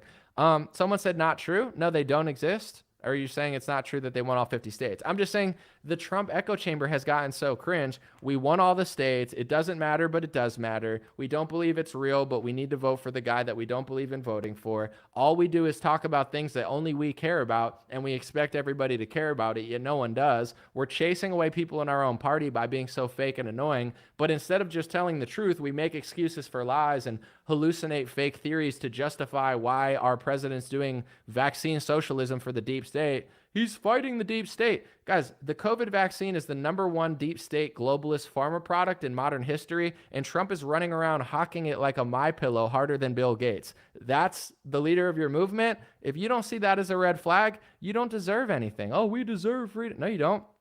It's not a red flag to you that the Republican Party under Trump in 2020 printed $6 trillion, went further left than Karl Marx on economic policy in some cases, and did $18 billion vaccine socialism to give money, power, and government control to the industry that hates you and was always going to shove it down your throat. That's not a red flag to you. You don't want to address that. then stop. This is all I'm saying. Don't play the victim and stop punching the left when you're the same type of person. It's like you're not going to get these things. Blaming the left and not blaming your own party for what they're also doing is like taking a pill that says you're going to lose 100 pounds. You like that because it's the easy answer. It's easy to be like, oh, if we did this, this will be changed. It's not going to be changed. Localization, I think, is the answer. And there's nothing more local than yourself. You know, when it comes to your community, there's nothing more localized than your body, your mind, your soul. So if everybody did a little self-building, I think the country would be better. But instead, people want to drink Bud Light and listen to Trump rant and then throw their Bud Light at the TV when, you know, Bud Light's gay. It's like, I'm over this like fake, false, you know, circular motion going nowhere. It's like people have these narratives in politics and they just expect me to hop on board where I'm a critical thinker. God made you to be a critical thinker. You're your own person. You're your own soul. You're your own mind. You can love people. You can agree with them. But at the end of the day, don't let anybody intellectually, goof you where it's like you can think critically. You can see through stuff.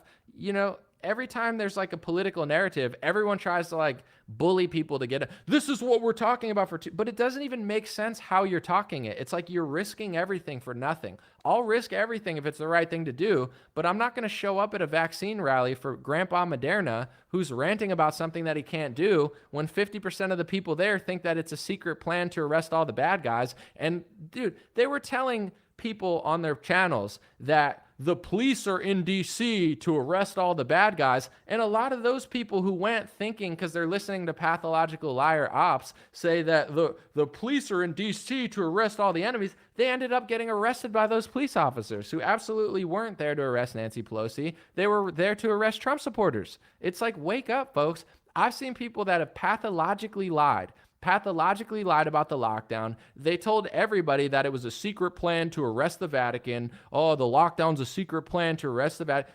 These people are still pathologically lying. And at the end of the day, you know, I pray for them because you got to heal yourself. If you're willing to pathologically lie to people that much, you're willing to pathologically lie to yourself. And the root of that problem is the fact that you're not doing inner healing. Once you heal yourself and you don't believe lies, you're not going to tell lies. You know, it's all circular. So that's why I'm like, you know, people need to heal themselves and grow because right now, both sides are being exploited. Both sides are being traumatized, and then they're traumatized, they're in the fear, and then they get exploited by the left-wing or right-wing politicians. It's like this trauma, you know, someone calls it the trauma-based mind control, where they traumatize you, they scare the crap out of you, and then one of these two clowns comes in and is like, I'm going to save you from the problems I created. And they're like, well, I'm going to save you from the problems I created. And it's like, no, you're not.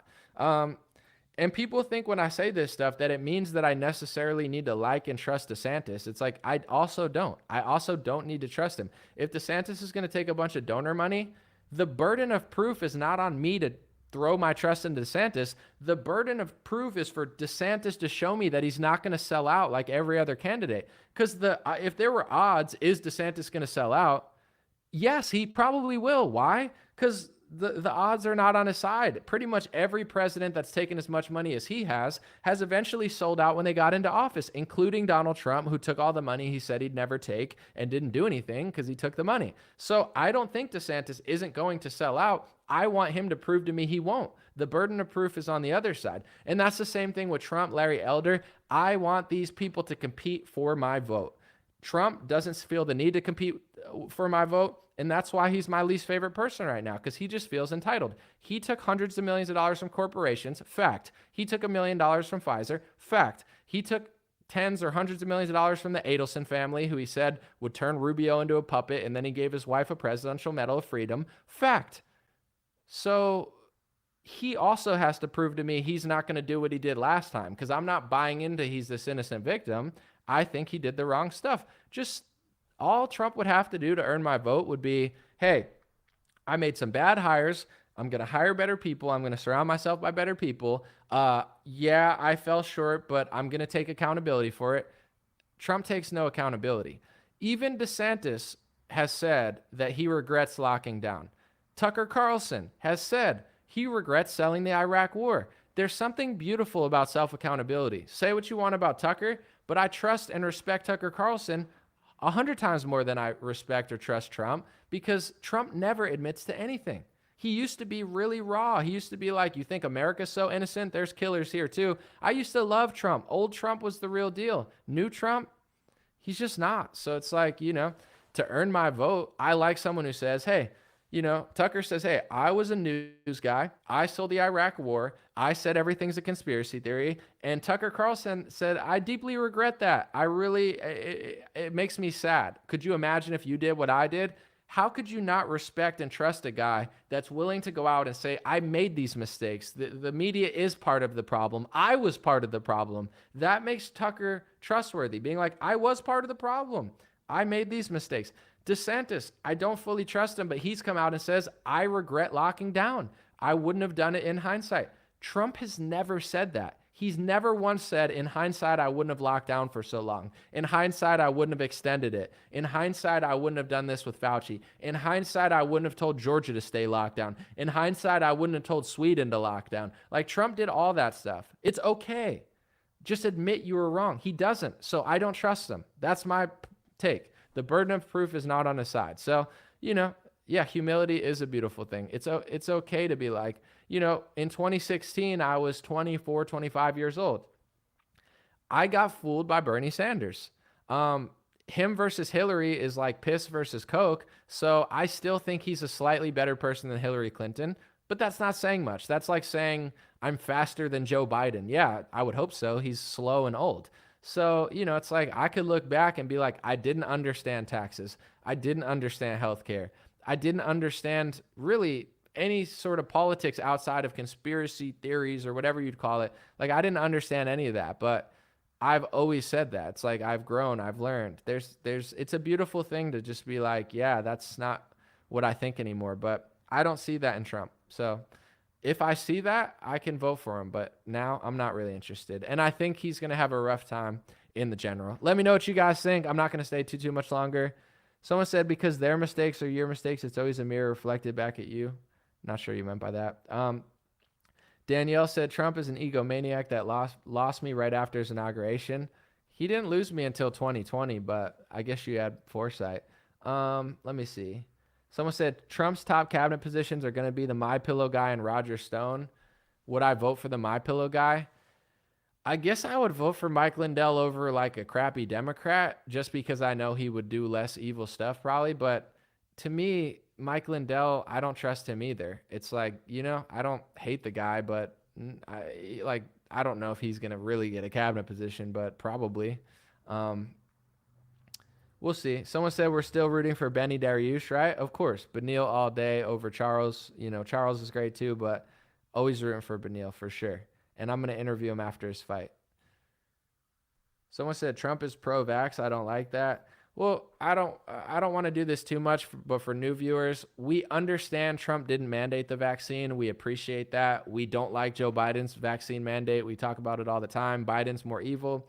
But for people that want to say that Trump isn't this and isn't that, he did vaccine socialism. $18 billion to Big Pharma. He brags about it. He thinks it's the greatest thing. Trump is a vaccine socialist. He's not a capitalist. That was socialist. Operation Warp Speed, 0% capitalist, 100% socialist. It's a socialist vaccine scam. And Donald Trump is proud of it. So he's anti-mandate, but he's pro-vaccine. And he's pro-COVID vaccine. And it's not just that he's pro-COVID vaccine. It's the fact that he pathologically lies about it like it's a MyPillow. Even Bill Gates, who I don't like, says there's 3 issues with the vaccine. And he names those problems. Bill Gates has more humility than Donald Trump. Even though Bill Gates is Mr. Vaccine, Bill Gates goes, there's 3 problems with this vaccine and we need to do a new one. I'm not saying he's right. I'm just saying he's willing to look at the product and be like, listen, there's 3 issues with it that aren't ideal. Donald Trump sells it like a MyPillow. It's the greatest human achievement in modern history. It saved the world. And his fan base is so delusional. They're like, maybe he did it to save the planet from a 10-year lockdown. It's like, maybe you've brainwashed yourself into mental illness and you're too psychotic to admit that he hired pharmacy lobbyists, took pharmacy money, and did Big Pharma's bidding while he's got Johnson & Johnson person on stage bragging about Moderna because it's part owned by the government. Like, Trump supporters have turned so psychotic, and I'm not blaming all Trump supporters, but I'm just saying they've gotten so pathological that instead of being like, yo, I just disagree with that, but he did it, they're like trying to figure out why it's not a mistake. Like, I don't want to be a part of this movement. It's like, maybe he gave Big Pharma hundreds of billions of dollars in profits and, gave them $18 billion in socialist money and hired a pharmacy lobbyist to run HHS and declare an emergency so they have no liability from side effects, injuries, and deaths from PrEP Act. Maybe he did that to save the world from a 10-year lockdown. It's like, maybe you should see a therapist because you're just as like delusional as a LGBTQ left winger who has problems. Like, and the right's like, oh, they're so mentally ill. It's like, you're also getting mentally ill. You know what I'm saying? You can't even admit that Trump did pharma stuff that you disagree with. You're hallucinating a fake theory that he saved the world by giving big pharma money and power. Like, that's evil. I want no part of this movement. It's getting really creepy. So another thing with DeSantis or Larry Elder, I'll give an example with Elder because this is like a beautiful example of why it's good to stand your ground. When Larry Elder was running for governor in California for the recall election, Larry Elder at first was kind of weak on vaccine and mask mandates. So I made a video that went pretty viral. I said, hey, Larry Elder, I like you. I want to vote for you, but there's no way I'm going to vote for you with this weak, corny policy. What's the point of a Republican running in California if you're going to have this goofy vaccine policy or whatever it was, mask policy? And guess what Larry Elder did? And people got mad at me for doing that. We love Larry Elder. Don't do that, Anomaly.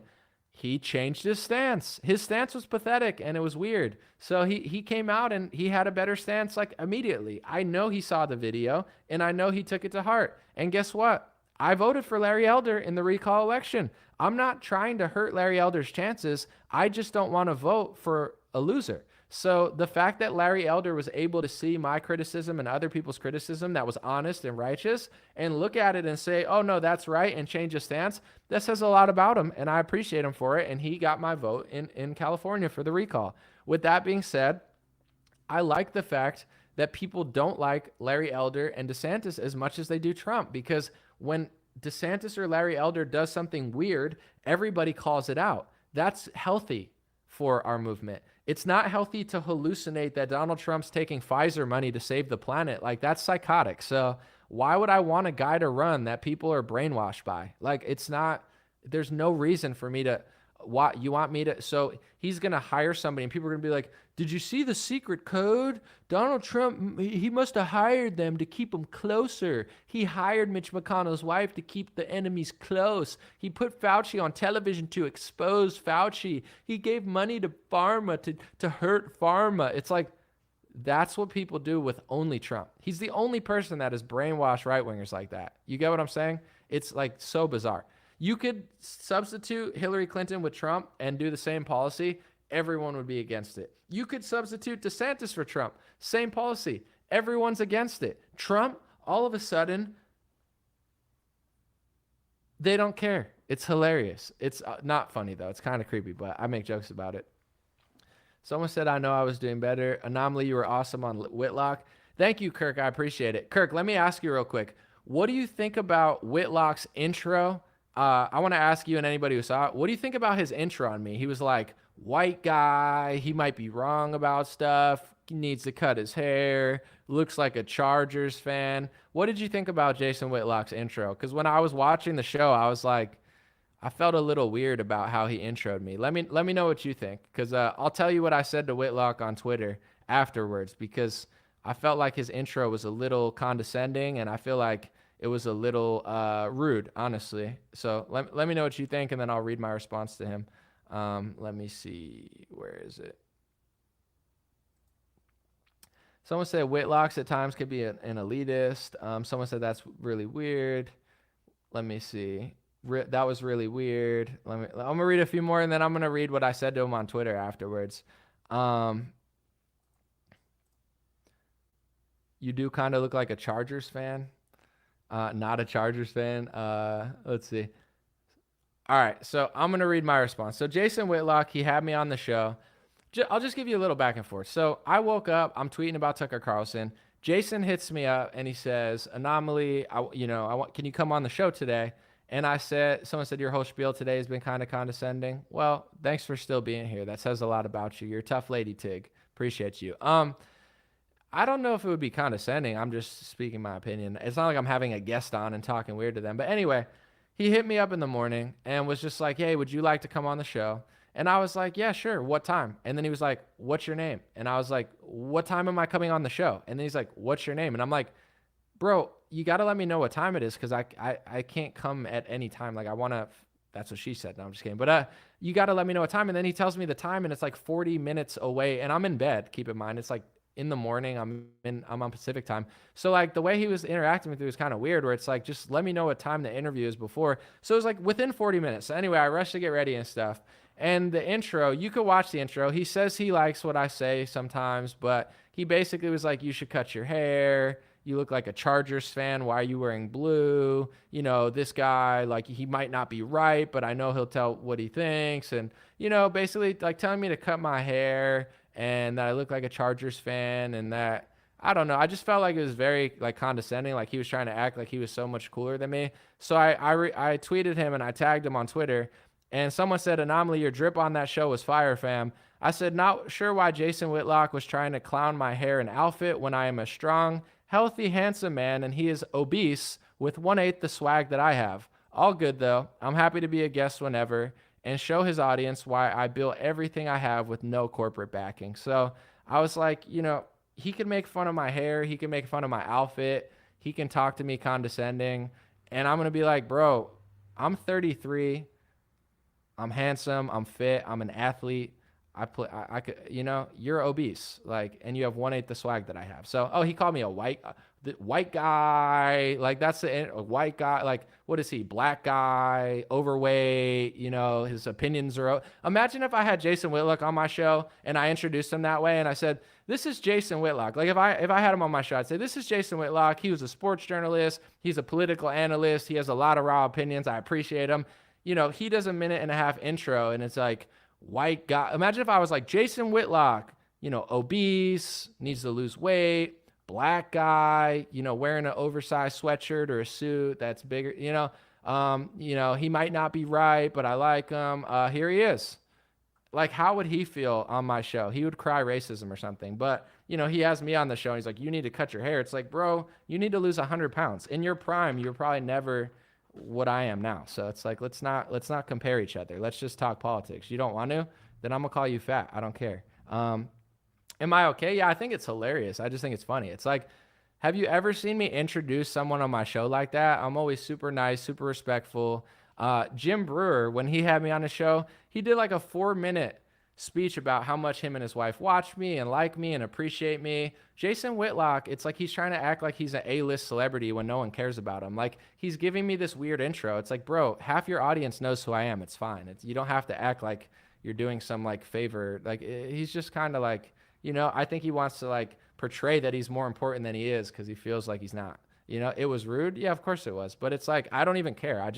I thought it was funny to be like, you think I should cut my hair and I'm a white guy that looks like a Raiders fan? I think you're obese and have 1/8 the swag that I have. I show up to a party, I'm swagged out. People think I'm a rock star. You show up, it's like, you know, person number 17. So it is what it is. Someone said he roasted you, bro. Well, I roasted him back. It's like, he was trying to basically like set the stage that like, I'm so important. And it's like, bro, drop down and give me 20 push-ups and stop eating so much. Don't ever talk to me like that again. But I'm welcome to, I'll come on the show. It's just like, someone said, I've never heard of him until you mentioned him. Most people haven't. So that's why he has to pretend like he's so important. Let's see. Did he tell Robbie Starbuck to cut his hair? I have no idea. Probably not. But it's like, listen, I'm a man. I don't care. It's like, you want to talk like that? I could talk like that too. I don't care. Yeah, I could cut my hair. I could not. I could wear a different color shirt or I could not. I'm a white guy or whatever. Like, it's fine. It's not a big deal. I actually enjoyed it. I thought it was funny. I thought it was funny to be like, you're obese, so whatever. Someone said Jim Brewer's amazing. Jim Brewer's awesome. And honestly, dude, I've met some of the best athletes, some of the best musicians, like way more important than Jason Whitlock. And they're very nice and humble. It's like, you know, Tim Pool and people like him. it's whatever. I'm not saying he's a bad person. It's just like I've met way cooler people that are way more thoughtful and their intros are like way nicer. It's like it's just weird, but that's just how it is. Frank said, "Hi Anomaly, what's your view when people tell you if Trump lost in 2016, we would not be either listening to you right now, World War III, dead, or in the gulag by the satanic globalists?" I mean, I don't believe that. Where I'm glad Trump beat Hillary in 2016, but first of all, you never hear me. I want to say with the World War III, you never hear me fearmonger about World War III or nukes. Or to me, that's just another scheme. It's like ISIS. We need to start a war. World War III bombs. Die, die, die. Like I don't buy into the fear. There's been world wars. We're gonna be fine. If you're scared, go to church, get on your knees, and go buy a bomb shelter. Yes, there's war. Yes, it's not good. I don't like Joe Biden, but I never fearmonger about World War III and war because I think that's another fear tactic. Yes, it's real. You could vote, but people will cry about all that stuff forever and it'll never happen. So I'm not interested in it. As far as I'd be in a gulag by satanic globalists, I don't think you could get more communist and socialist than a lockdown, which Donald Trump was a part of. So this idea that it was 4 years of freedom and prosperity and then the Democrats came in and screwed it up. No, it was 3 amazing years. In the 4th year, Donald Trump caved to Gavin Newsom, shook hands with Phil Murphy, still gets along with the Democrats, by the way, isn't even really a Republican. He says that Charlie Crist would be a better job in Florida. Like, what part of 2020 makes you think that Donald Trump was such a freedom fighter? He caved to the lockdown. He caved to Fauci. He caved to Birx. He caved on the opening on Easter. He flip-flopped 15 times. He told Georgia to stay locked down, and he told Sweden to lock down. So, one of the least free years in my life was 2020 under a Trump administration. If Hillary was there, I would have been like, she sucks. But Trump, I'm glad Trump won because one, I don't like Hillary, but also like people could say that. But 2020, I can't think of a year I was less free than 2020 under Donald Trump. There were states that were open, Republican states, but this idea nationally, he did such a stand-up job. He really didn't. I mean, who's saying that? Some people say to me on Twitter every day, I don't like to talk about it all the time, but they're like, when did Republicans do socialism? And I'm like, you really don't know? I have to be the one to break this news to you. The CARES Act is one of the most socialist communist bills ever. Operation Warp Speed is 100% vaccine socialism, 0% capitalism. It's one of the most evil vaccine socialist scams ever. Operation Warp Speed is evil and socialist. UBI, Trump checks, that's textbook socialism. But I needed the check. Well, you needed the check because government shut down your business, so that's socialism. When the government tells you can't work and you need government money, that's socialism. 2020 was beyond socialism, borderline communism that luckily didn't stick. So it's crazy to me when people are so brainwashed by partisan politics or whatever narrative Trump has them running in circles around that they don't even know the Republican Party did socialism. It's literally like wild to me. I'm like, why am I the one to tell you this? Do you not pay attention? But it's different. It's not different. You don't have to blame him for it, but it's not different. If they're giving you socialist checks because the government wouldn't let people work, that's socialism. In order to stop it, you have to admit it's happening. This is the new Republican movement. They don't want to admit anything's happening. They're the eternal victim. Trump does nothing wrong. They do nothing wrong. Republicans do not. It's all the Democrats and the rhinos. It's not us. It's also you. It's also your people. And that's why it's never going to get fixed. In order to fix the problem, we have to admit it. If you can't even admit that that was wrong, how could I ever trust you again? If these Republicans can't stand up there like Thomas Massie, the only one I even semi-respect to that extent, Thomas Massie says this was a scam. I called it how I saw it then, and it's a scam now. You can't even find 5 Republicans that'll say that. If they're not even going to apologize for doing socialism and communism, why should you trust them? You shouldn't. But everyone does. So I'm here to say you're not a victim, and you're just as complicit as the left. Like, it's not just the left. It's your fault. It's hard for people to say it's your fault. My body, how I take care of myself, it's my fault. There is no pill I could take to make me lose weight. If I want to get in better shape, I have to work out and eat better. That's the truth. This is the political version of that. No one wants to hear they have to work out and eat better. It's easy to just blame the left, eat a pill, or ride on Trump's coattails. The truth is not that. You can vote. You can pick one of these characters. That's fine. I will too, but it's not the solution. Let me see. Someone said, I agree with you. What other alternative do we have? Vote for who you want, but I'm just saying make them work for your vote. If DeSantis wins the nominee, people don't like him as much as they like Trump. That's actually good. When DeSantis does something stupid or fake, everyone will call it out. That's good. I wish they did that with Trump. If they did that with Trump, this party would change overnight. The solution politically is so easily, but if people don't want to do it, that's their right. All I'm here to say is stop playing the victim. You're not a victim, and it's not just the left. If you don't want to address the socialism in your own party and the vaccine scams, you're not a victim. Stop just blaming the left. You know, if you don't want to challenge Trump the same way you challenge DeSantis and everyone else, you're not a victim. Stop just blaming the left. But this is America. Nobody wants to take accountability. I love America. I try to inspire people. Our ancestors worked hard. I work hard. I work harder than most corporations. People say, Anomaly, why? I did 7 shows this week. Guys, I produce every show. I make the thumbnail for every show. I record every show. I edit every show. I do printouts for every show. My printer, my computer. I bought everything. I funded everything. I do more work in a week than most people do in a month. And they have a whole team. Most people have a team and they don't even do 7 shows a week. I do 7 shows a week. Why? Because I've been broke, because I've been poor, because I've had to work for other people, because I've done farming. I've worked at a supermarket. I've done the overnight shift. I've done everything. I've taken a bus through the hood. I've had to walk, 15 blocks a day through a gang-infested hood to make a $15 check. I've done all that. I don't want to go back, so I work my ass off every day. I'm sick and tired of not just liberals who don't like America, which is annoying, but also conservatives that think they deserve everything. I deserve a country because I sit and drink Bud Light until Caitlyn Jenner tells me not to. Why do you deserve anything? Nobody works in this country anymore. Nobody appreciates anything. The left doesn't appreciate anything, but also the right doesn't appreciate everything. Someone said YouTube ain't exactly work. Well, that's not what my paycheck says, but also I'm not saying it's the hardest work. I'm saying I work so hard because this isn't that hard. I've done harder stuff. I've farmed. I've done landscaping. I've worked the overnight shit. I don't want to go back to harder labor, so I bust my ass at something that's not that hard.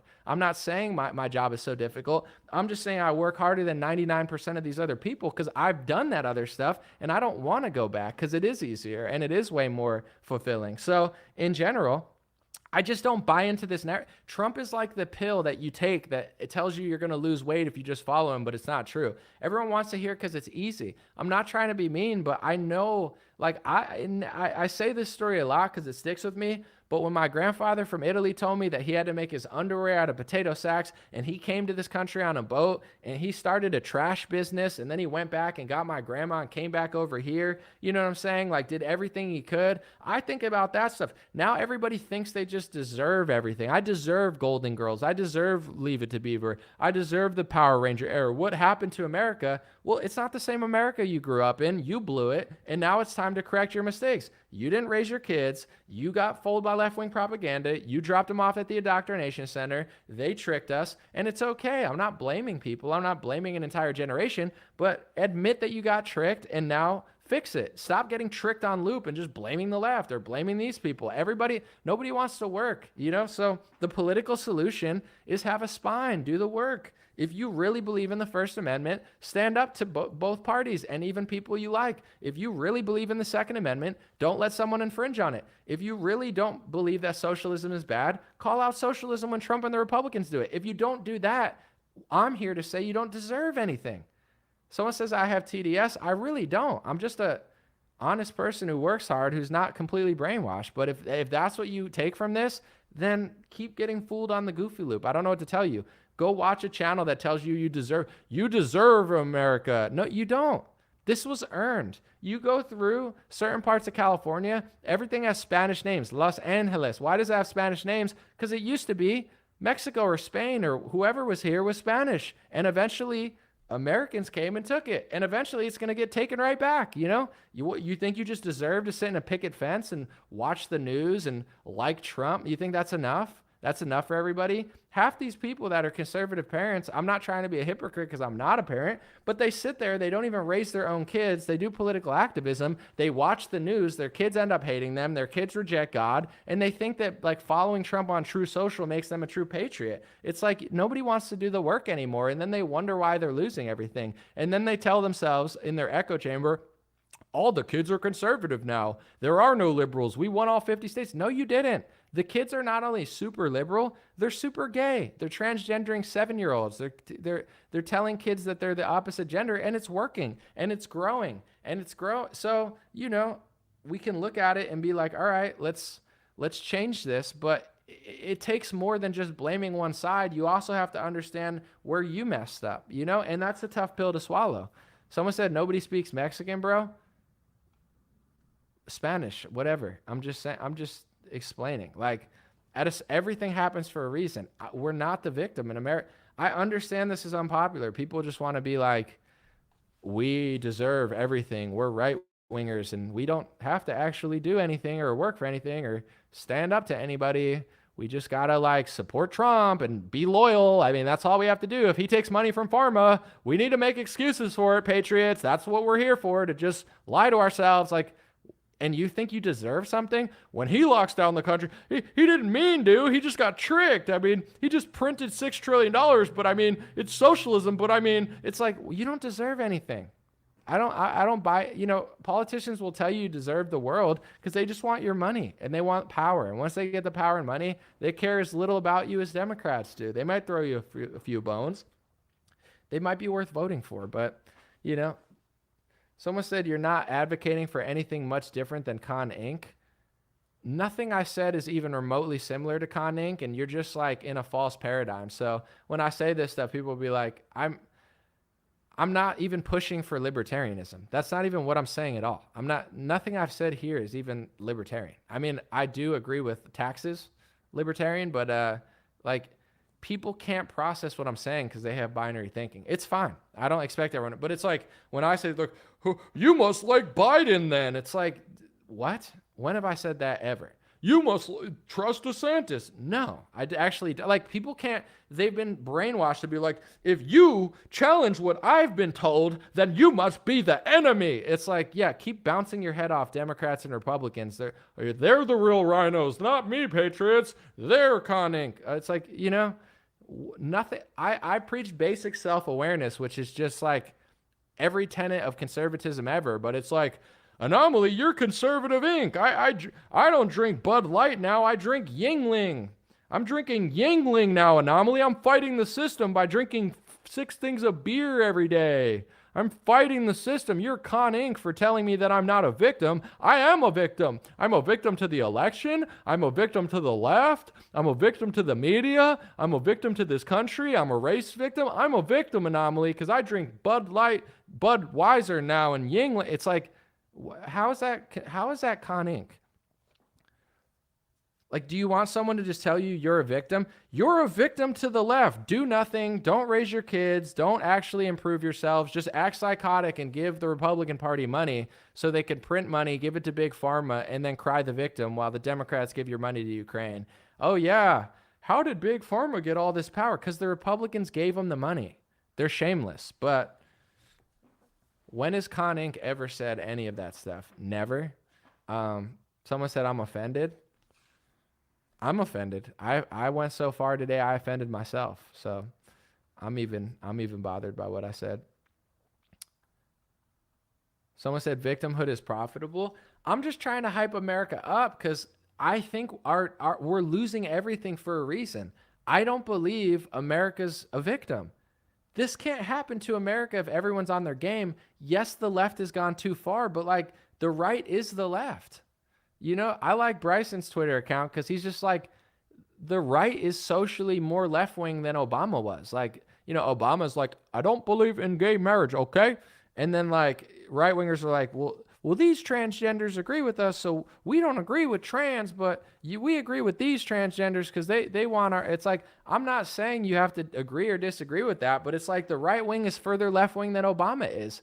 Fiscally, economically, Trump went further left than Obama did in 2008. Trump went further left than him economically. The CARES Act was more socialist than anything Obama did, outside of maybe the healthcare plan is equivalent. But it's like that's the Republican Party. No morals, no values, can't stick on anything. They're not even right-wing socially, fiscally, economically. They just like Trump a lot, but that's why they deserve everything. America's being lost because people don't deserve anything. I'm trying to hype people up. I'm not trying to be a downer. It's just like our ancestors were tough. You know, we're not. And I'm not acting like I'm such a tough guy, but it's like, let's get better. You know what I'm saying? Like the left is going so far, and then the right just thinks because the left's going so far, they deserve everything. I don't really see it that way. It's going to be a tough, it's going to be a tough road, but like people got to really get with it. Like, you know, I hate to bring up this stuff because it's probably going to offend half of the people here, but it's like you look at old, and I'm not saying this to be rude only to Jason Whitlock, but in general, you know, you look at old pictures of America, like the world's fattest man was like the average person today. And they're like, look, this guy was like in a freak show. They're like, look how fat this guy is. And he looks like 50% of the Gatorade models now, you know, that they're hiring at Gatorade to be like obese, you know, fitness models or whatever. I don't say this to be rude or mean because everybody has flaws. Everybody has sins. The world's not easy, but like half the country's fat now. That's not going to change if Trump gets in office. That's not going to change if Biden gets in office. People aren't going to stop eating. Maybe if like eggs get high enough, they might stop eating. But it's like that's something where I don't say that to be rude, but it's like people don't want to actually get their own life in order. So they live vicariously through Donald Trump or Rachel Maddow. And then you go to the pills, you know, outside of the vaccine mandates that are evil, opioids and fentanyl and pharmaceuticals are killing millions of people. You go to rural white areas and pharmaceuticals are killing thousands of kids. It's like the number one or one of the number one ways that people are dying nowadays. Big pharma is so evil. So when I see whether it's fentanyl, whether it's opioids, whether it's anything, big pharma, the industry getting millions of kids killed, I'm not saying they don't save any lives, but there are a lot of people dying from pharma products that are legal. And then Donald Trump and Republicans give that industry $18 billion for an mRNA vaccine, and you think they're the victim? You think they're the victim after they did socialism to give operation, but they didn't mandate it. Yeah, it's just like the left goes further left towards hell, and the right wing's right there with them, giving them everything they need, saying that's going to be on Republican gravestones. At least the left, you know, we're not the left, and it's like it's such a phony thing. So it's like I'm trying to hype people up because these people that tell you you're the victim are in on it. You know, if we really want to get our country together, people got to get in better shape. People got to call out the food and the drug industry that's killing so many people. We got to clean up the food supply. We need to get people. Honestly, I respect RFK for talking about Monsanto. He talks about the EPA and the FDA. You know, all of these deep state swamp things, they all hate you, or they all care about profits more than they care about money. And these haven't been addressed in like 30 years because everybody's running circles around Donald Trump, True Social tweeting about Bill Barr. I don't care about Trump or DeSantis. Wow, I like Trump more than DeSantis. Cool. Well, why do you like DeSantis? I really don't that much. It's like go fight with somebody who likes DeSantis or getting paid by DeSantis. They're on Twitter. Go find them. You know what I'm saying? There's people that are paid by DeSantis that really care about him. I don't care that much. I care about what's going on in the country, and I care about the fact that nobody cares about it. All these politics are a big show, so people don't take care of themselves. It's a big show that people don't realize that the EPA and the FDA and the HHS, Donald Trump is not a victim. He put swampers at every single position that matters for your health, and he doesn't care. So the fact that you care so much about him and he doesn't care about that, it just shows that it's not going to change. Why would it change? Because you want it to change? Who cares what you want? I want to be a bodybuilder. Oh, I'm not. Why not? Because I don't work out enough to be a bodybuilder. If I want to be a bodybuilder, I got to work for it, just like everyone does. No one wants to hear that, though. They just want to watch Rachel Maddow or Don Lemon or Donald Trump, you know? And it's like, pick a side, pick a thing, and they're going to fix your life. They're not. They're really not. And I say that because I don't want to lose America, but I don't feel like a victim. I don't feel like a victim. And I don't think that Republicans are innocent. And I don't think that Trump's innocent. So how do we get Anomaly to debate Trump? I would love to give an interview to Donald Trump, but no one wants to interview with me. None of these, I mean, I might have someone on the show next week, but a lot of congressmen, they don't want to talk. They know I'm not going to give them a softball interview. I'm going to ask questions. And it's like now people don't want to answer questions because if I interview Trump, I'm going to give him a great interview and he's going to hate me for it because I already know what I'd ask Trump. Here's what I'd ask Trump. First of all, I'd butter up Trump and I'd tell him all the great things he's done and I'd be friends because Trump is a cool guy. Let's be honest. And then I would ask journalistic questions. Here are the questions that I would ask Trump. You ready? Please copy me. Please take what I'm saying and don't give me credit. I don't want credit. I don't need credit. I just want some right-wing journalist like David Harris or something. I mean, David's not a journalist. He's just like a Trump guy. But in general, I want somebody that hangs out with Trump and interviews Trump to ask these questions. Ready? Very simple. Donald Trump, on the campaign trail, you said you don't need their money and you'd never take their money. You said that Sheldon Adelson was going to turn Marco Rubio into a perfect little puppet, right? After the election, you took $1 million from Pfizer and over $100 million from corporations for your inauguration. You actually broke records and you took more money than Obama from corporations. You took tens or hundreds of millions of dollars from Sheldon Adelson and gave his wife a Presidential Medal of Freedom. So Donald Trump, you said you didn't need people's money when you ran, and that's why you were going to be honest. Your cabinet kind of wasn't what everybody wanted it to be. Did you sell out? And why did you take the money from the corporations and mega donors that you said you weren't going to take? And did that affect your decisions? That question that I just asked will never be asked by David Harris, because David Harris just wants steaks at Mar-a-Lago and he doesn't want to ruffle any feathers. He said he would ask Trump the question. I hope he does. David's a nice guy. I appreciate him. But this is who influencers are now. They just want to hang around Trump and take pictures with Trump. They don't want to be journalists. They're professional Trump people. They don't care if Trump does socialism. They don't want to talk about it. They don't care if he sells the vaccine that they don't like. They don't want to mention it to him, or they don't want to really, make it an issue. It doesn't matter. They're still going to vote for him. They're still going to hang out with him. I'm not interested in that. So in general, there's a question that I'd ask Trump. Another one that I'd ask Trump, I'd say, Trump, your movement does not like Bill Gates. Probably 99 out of 100 people who vote for you are not a fan of Bill Gates. Your movement thinks they're fighting Bill Gates in some sense. Bill Gates said that you offered him a White House position, Trump. Bill Gates said to you about that you should do some universal flu vaccine thing in 2018, and he told that to the press. And a year later in 2019, you passed an executive order for Big Pharma that was a universal influenza vaccine executive order before the lockdown that included a task force, and it brought together the entire government. My question would be, are you friends with Bill Gates, Donald Trump? Are you friends with him, and did you give him a position in your White House, and did he influence that decision? No one's ever going to ask that question. You know why? Because the answer is not going to be what people want it to be, so they'd rather just pretend like it never happened. People said, what? Yeah, most people don't even know that happened, because which right-winger is going to ask them that question? No one. They don't care. Another question would be, you tried to kick Thomas Massie out of the party for delaying the CARES Act and saying that Congress should show up to vote. You've said that you don't hit Gavin Newsom because Gavin Newsom's nice to you. Are you better friends with Gavin Newsom than Thomas Massie? And do you regret saying that about Thomas Massie? Because I think in hindsight, he ended up being right. These are really good questions that no right-wing journalist will ever ask. That's why I want them to debate. I think these things will be brought up at the debate, or at least some version of them, not all of those. And Trump doesn't want anybody to notice anything. He just wants to skirt around and play the victim. As soon as that one in New York ends, they're going to do one in Georgia. It's this media Trump narrative. He's the victim. Well, I have to vote for him now because that happened. It's so obvious. But anyway, these are questions. Why won't anyone ask them? Ask these people. Anybody who interviews Trump, let me know who gets to interview Trump. Newsmax, Fox, some of these influencers.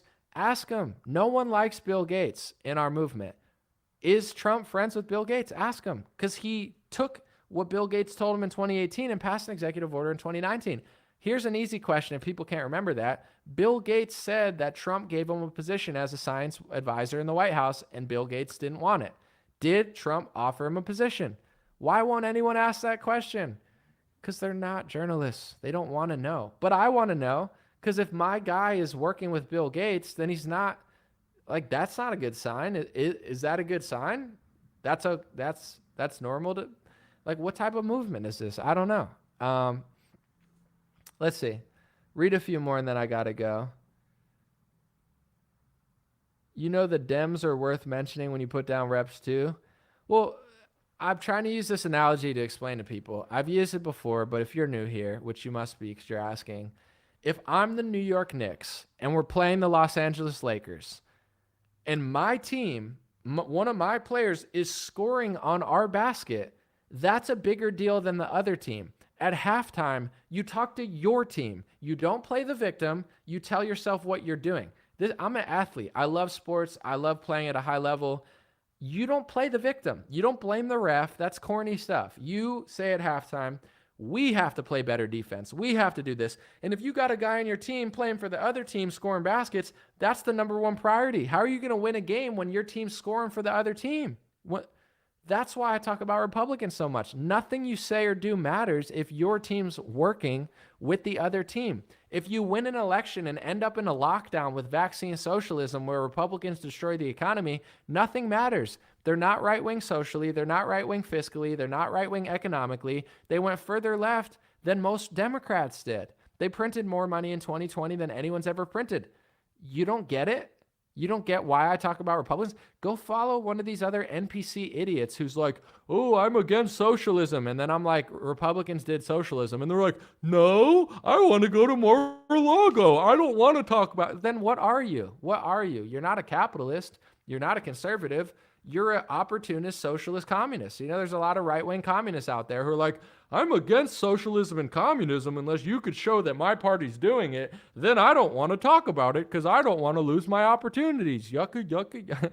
You know, it's like, okay, then you're not like what's the point then? You're just like a professional placeholder. You're just there to say things and wear cowboy hats. Who cares? Like, it's not interesting. Let's see a few. Someone said, here's no journalist in mainstream media anymore. Tucker going is the end of TV journalism. It's over. There's really nothing there. I'm sure there's a few people still at Fox that are okay. I don't know who they are, but I'm sure that there are. Let's see. So what is the ideal and who can deliver it?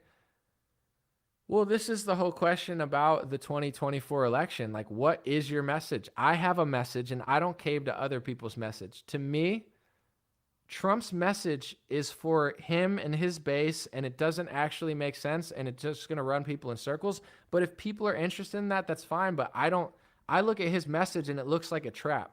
It looks like the same thing when he's like, Moderna vaccines, come to the Capitol, Patriot, Moderna. I'm like, Trump's creating a vaccine goofy loop. It's like election vaccine, election vaccine, election vaccine, election vaccine. People are like, election. And it's like, I'm not subscribing to Trump's goofy loop. I'll talk about the election and the vaccine how I want. I don't subscribe to his worldview because to me, it seems like a trap. And it was a trap. But whether he knew it or not, I don't know. It ended up being a trap. Or there was a trap that people weren't aware of. Whatever. Now, his whole narrative, it doesn't make sense to me. And it doesn't make sense to anybody outside that world. But it's like he's just like slowly just saying the same four things over and over and over again. And then people are like in a world that I don't subscribe to. So for 2024, I don't know what his message is. Like, to me, his message is the election was stolen, so vote for me in an election that doesn't matter. Ron DeSantis did a bad job in Florida because he's running against me, and I'm going to pretend like Florida is one of the worst states, even though I know it's not because I don't like DeSantis. You know, DeSantis owes me his loyalty because I endorsed him, and how dare him cross me. Like, who does that appeal to? I don't know. It's not me. It must be someone, but I can't imagine swing voters are feeling that. But I don't know. I guess that's just how it is. It's just like, I can't pretend that it makes sense to me. I'm like, what is your strategy? How many times are you going to complain about people you hired? You get what I'm saying? Say I hire somebody, they do a bad job, or it's my fault. It's like, I shouldn't have hired them. I made mistakes. I'm going to correct myself. How many times am I going to talk about it? Like, imagine if I came here every time and I'm like, I hired somebody and they did a bad job, but it's their fault. It's their fault, Patriots. Hey, Bill Barr. How many, True Socials is he going to do about Bill Barr? If you're like, yeah, Bill Barr sucks. Well, then your CEO must suck if you hired him. Like, it's so clowny. Just say it once and get over it. It's like, I can't believe, I don't know who it is that's getting this, but I would assume it's losing more and more people. I'm going to roll out in a few. Thank you guys for being here. Someone said Larry Bird is the GOAT. I don't know how Larry Bird came up, but obviously Larry Bird is top tier. What if Trump and DeSantis join forces? They're not going to, though. I mean, it would be, in theory, it would be good, but DeSantis is banning central bank digital currencies, and Trump is lying on True Social that Florida is so bad and sharing MSNBC blogs. Like, yeah, what if Trump didn't sell the vaccine? What if Trump never printed the money? What if Trump didn't get fooled by Fauci? What if Trump didn't hire Bill Barr? What if Trump never hung out with Jared Kushner? We could talk about all these things, but it's like Trump isn't who you want him to be, so he's not going to work with DeSantis. In a perfect world, Trump and DeSantis would come together to tell the truth, but while DeSantis is banning central bank digital currencies, Trump is crying on True Social, sharing Joy Reid readout blogs from some left-wing activist talking about, like, that's who Trump is. So yeah, in a perfect world, him and DeSantis would come together and fight for what's right. But in my view, Trump doesn't care about anything but his own power. He's willing to turn into Joy Reid if that means that he can get one more crack at it. Crack at what though? What are you going to do? Florida is the worst place to live and retire. He's saying that now. He doesn't believe that. No one believes that.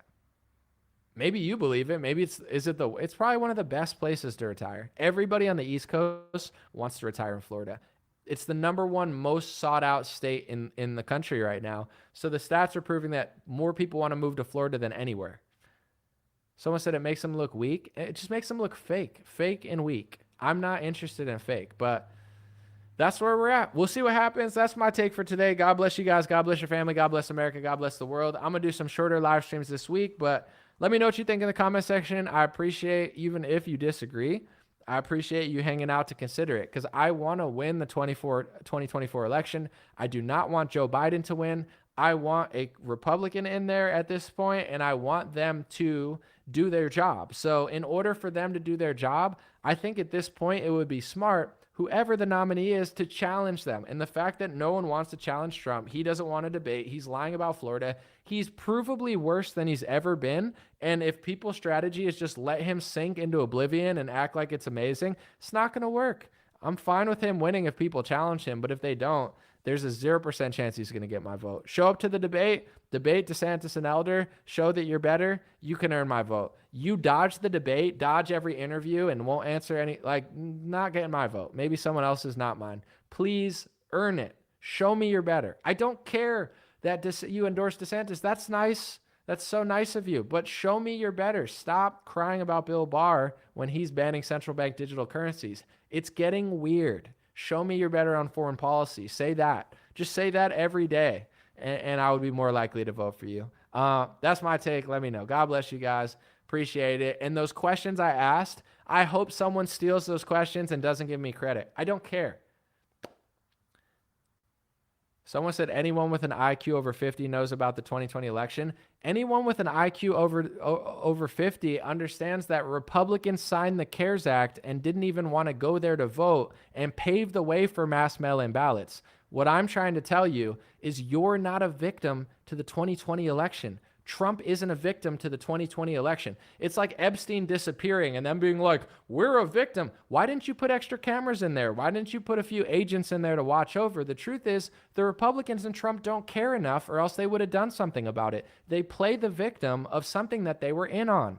If you want to play the victim to the 2020 election, you can't sign the CARES Act, you can't lock down for 2 months, and you can't shake Gavin Newsom's hand and say he's doing a fantastic job while you give him the money through these federal socialist programs to fund them to lock down till October. Trump dug his own grave politically, and then he brainwashed people into thinking that he had no part in it. This is why they're so annoying. I believe in not playing the victim. This is an entire fake, delusional WWE victim movement at this point, where everybody just claims that they're the victim of everything that Republicans are literally doing. Appreciate you guys. God bless.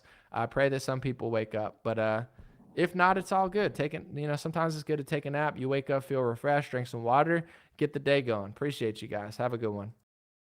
Hey, what's going on, my friends? Just a few ways to stay in touch and support if you'd like to. The first way is dreamrare.com. We have blue beanies, black beanies, pink hats, other colored hats, freedom versus tyranny shirts, Stay Blessed long sleeve, God is Great long sleeve, and lots of more cool items coming soon. DreamRare.com. Check out the shop to support. Everything's made in the United States. Handpicked by me. Patreon.com/RareTalk. For $5 a month, you can help support me, support the show. If you haven't noticed, unlike other channels, I don't work with very many sponsors, sometimes none at all. And part of the way I'm able to do that is with the DreamRare.com shop and Patreon.com/RareTalk. So thank you guys for keeping this show free, unimpeded, uninterrupted. I'm forever grateful. My free email list is stayintouchwithme.com. So check the links below in the description or just type in on any browser, stayintouchwithme.com, all one word. You'll find my email list, put it in there, and it's the least annoying email list you'll ever be on. I barely use it because I don't like getting emailed every day or every week. It's annoying. So I don't do it. Stayintouchwithme.com. It helps me take back some power away from big tech. Telegram, t.me/DreamRareChat or @DreamRareChat. Due to censorship, I post all my live stream and videos there. Sometimes I have some bonus content, and I try to give people a heads up when Facebook or YouTube won't. DreamRareChat at Telegram. My Instagram is @DreamRare. Thanks for everybody following there for shorter content. And DreamRareLinks.com. That's DreamRareLinks.com. Has all my stuff. My podcast on Spotify, Apple Podcasts, my music on Spotify and Apple, my Rumble page, my BitChute and Gab page. All my links are found at DreamRareLinks.com. Thanks for watching, folks. God bless you. You already know I'll be back with more content soon. Appreciate you.